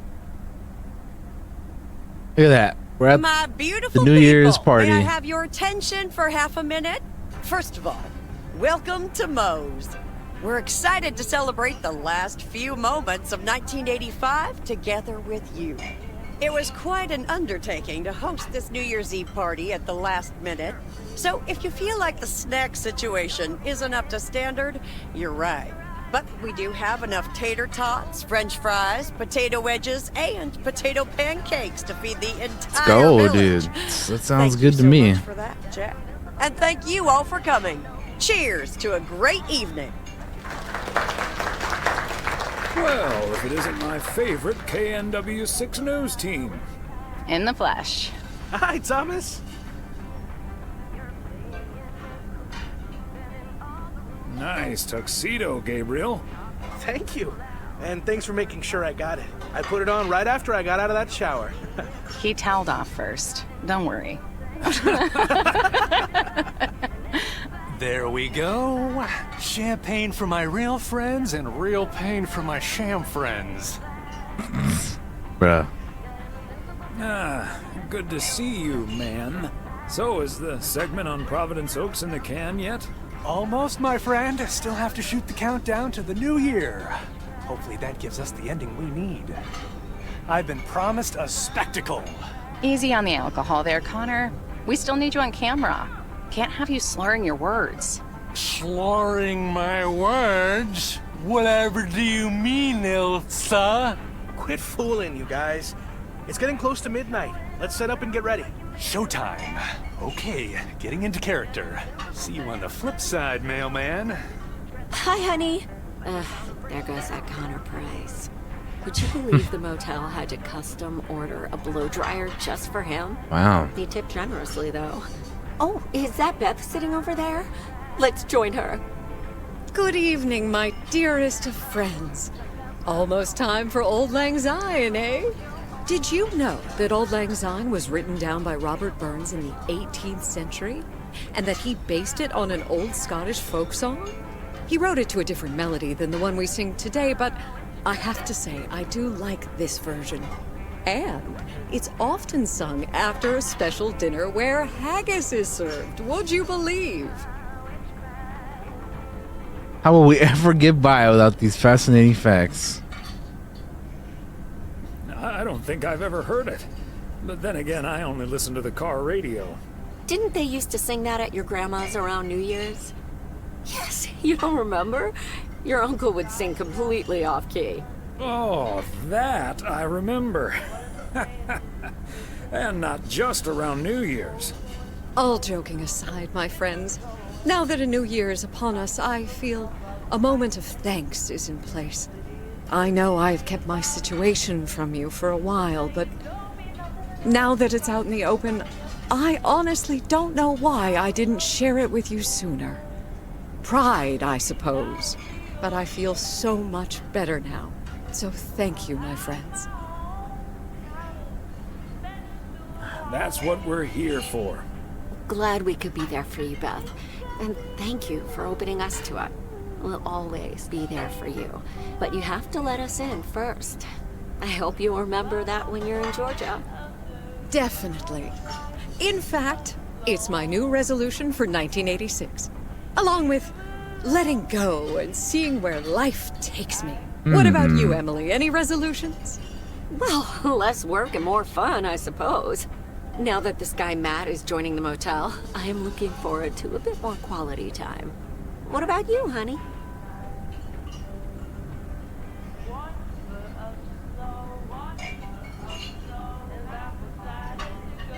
A long holiday might be nice.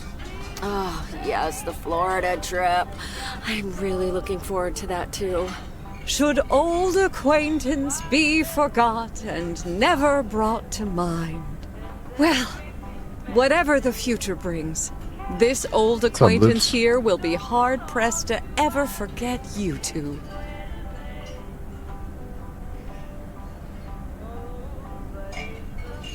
Same here, Beth. Absolutely. We wouldn't be able to forget you if we tried. Not that we tried, of course. And like you said at Christmas dinner, even if the reasons for change are sometimes out of our hands, let's focus on the new beginnings that come along with them. And what better time for new beginnings than New Year's Eve? Attention, folks! It's showtime! Oh boy, here goes Frank. See the biggest fireworks show west of the About Rocky to pop Mountains. off with some You fireworks. better be standing outside in about 10 minutes. That's my cue. From a little spark may burst a flame, as Dante once put it. But I need to visit the ladies' room first, or I'll turn into a pumpkin. See you outside. Okay. Isn't she marvelous? I'm so happy for her, but I am going to miss Bethany.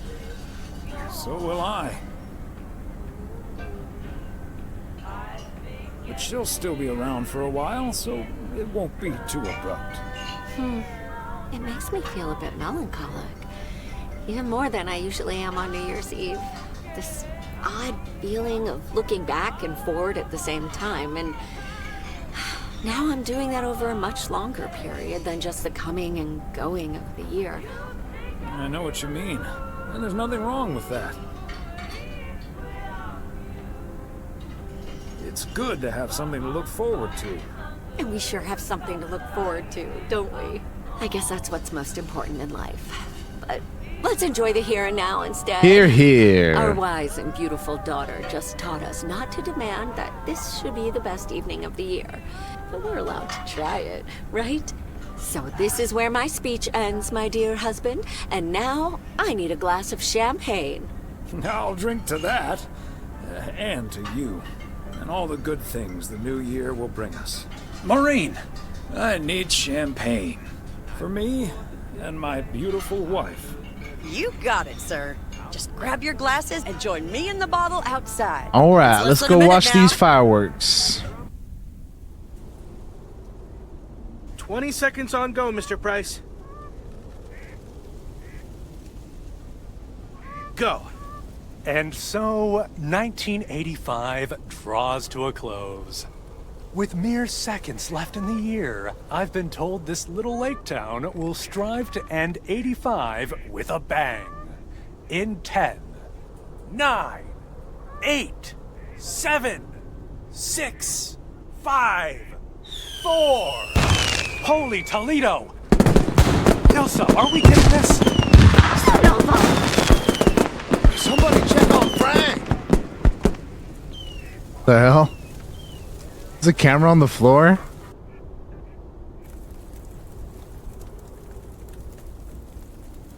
Wednesday, January 1st, morning. Damn.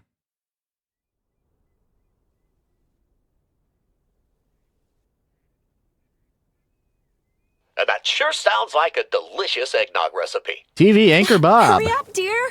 It's coming up next. Yes, don't get too excited now. It's just a preview, remember? And now, a man with a very special New Year's resolution.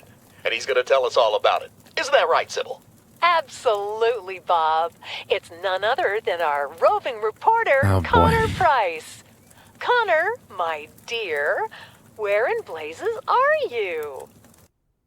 Well, Sybil, I'm in beautiful Providence Oaks, wishing you and Bob and our viewers a joyful 1986. And as for my New Year's resolution, Bob, why, it's my very special price guarantee to all of you that I will be sharing gripping tales and intimate portraits from all over Oregon in an all-new series of special reports on small-town America. Part 1 will air tonight at 8, right here on KNW6. And it will be all about the gorgeous little lake town where I was fortunate enough to spend the waning days of 1985.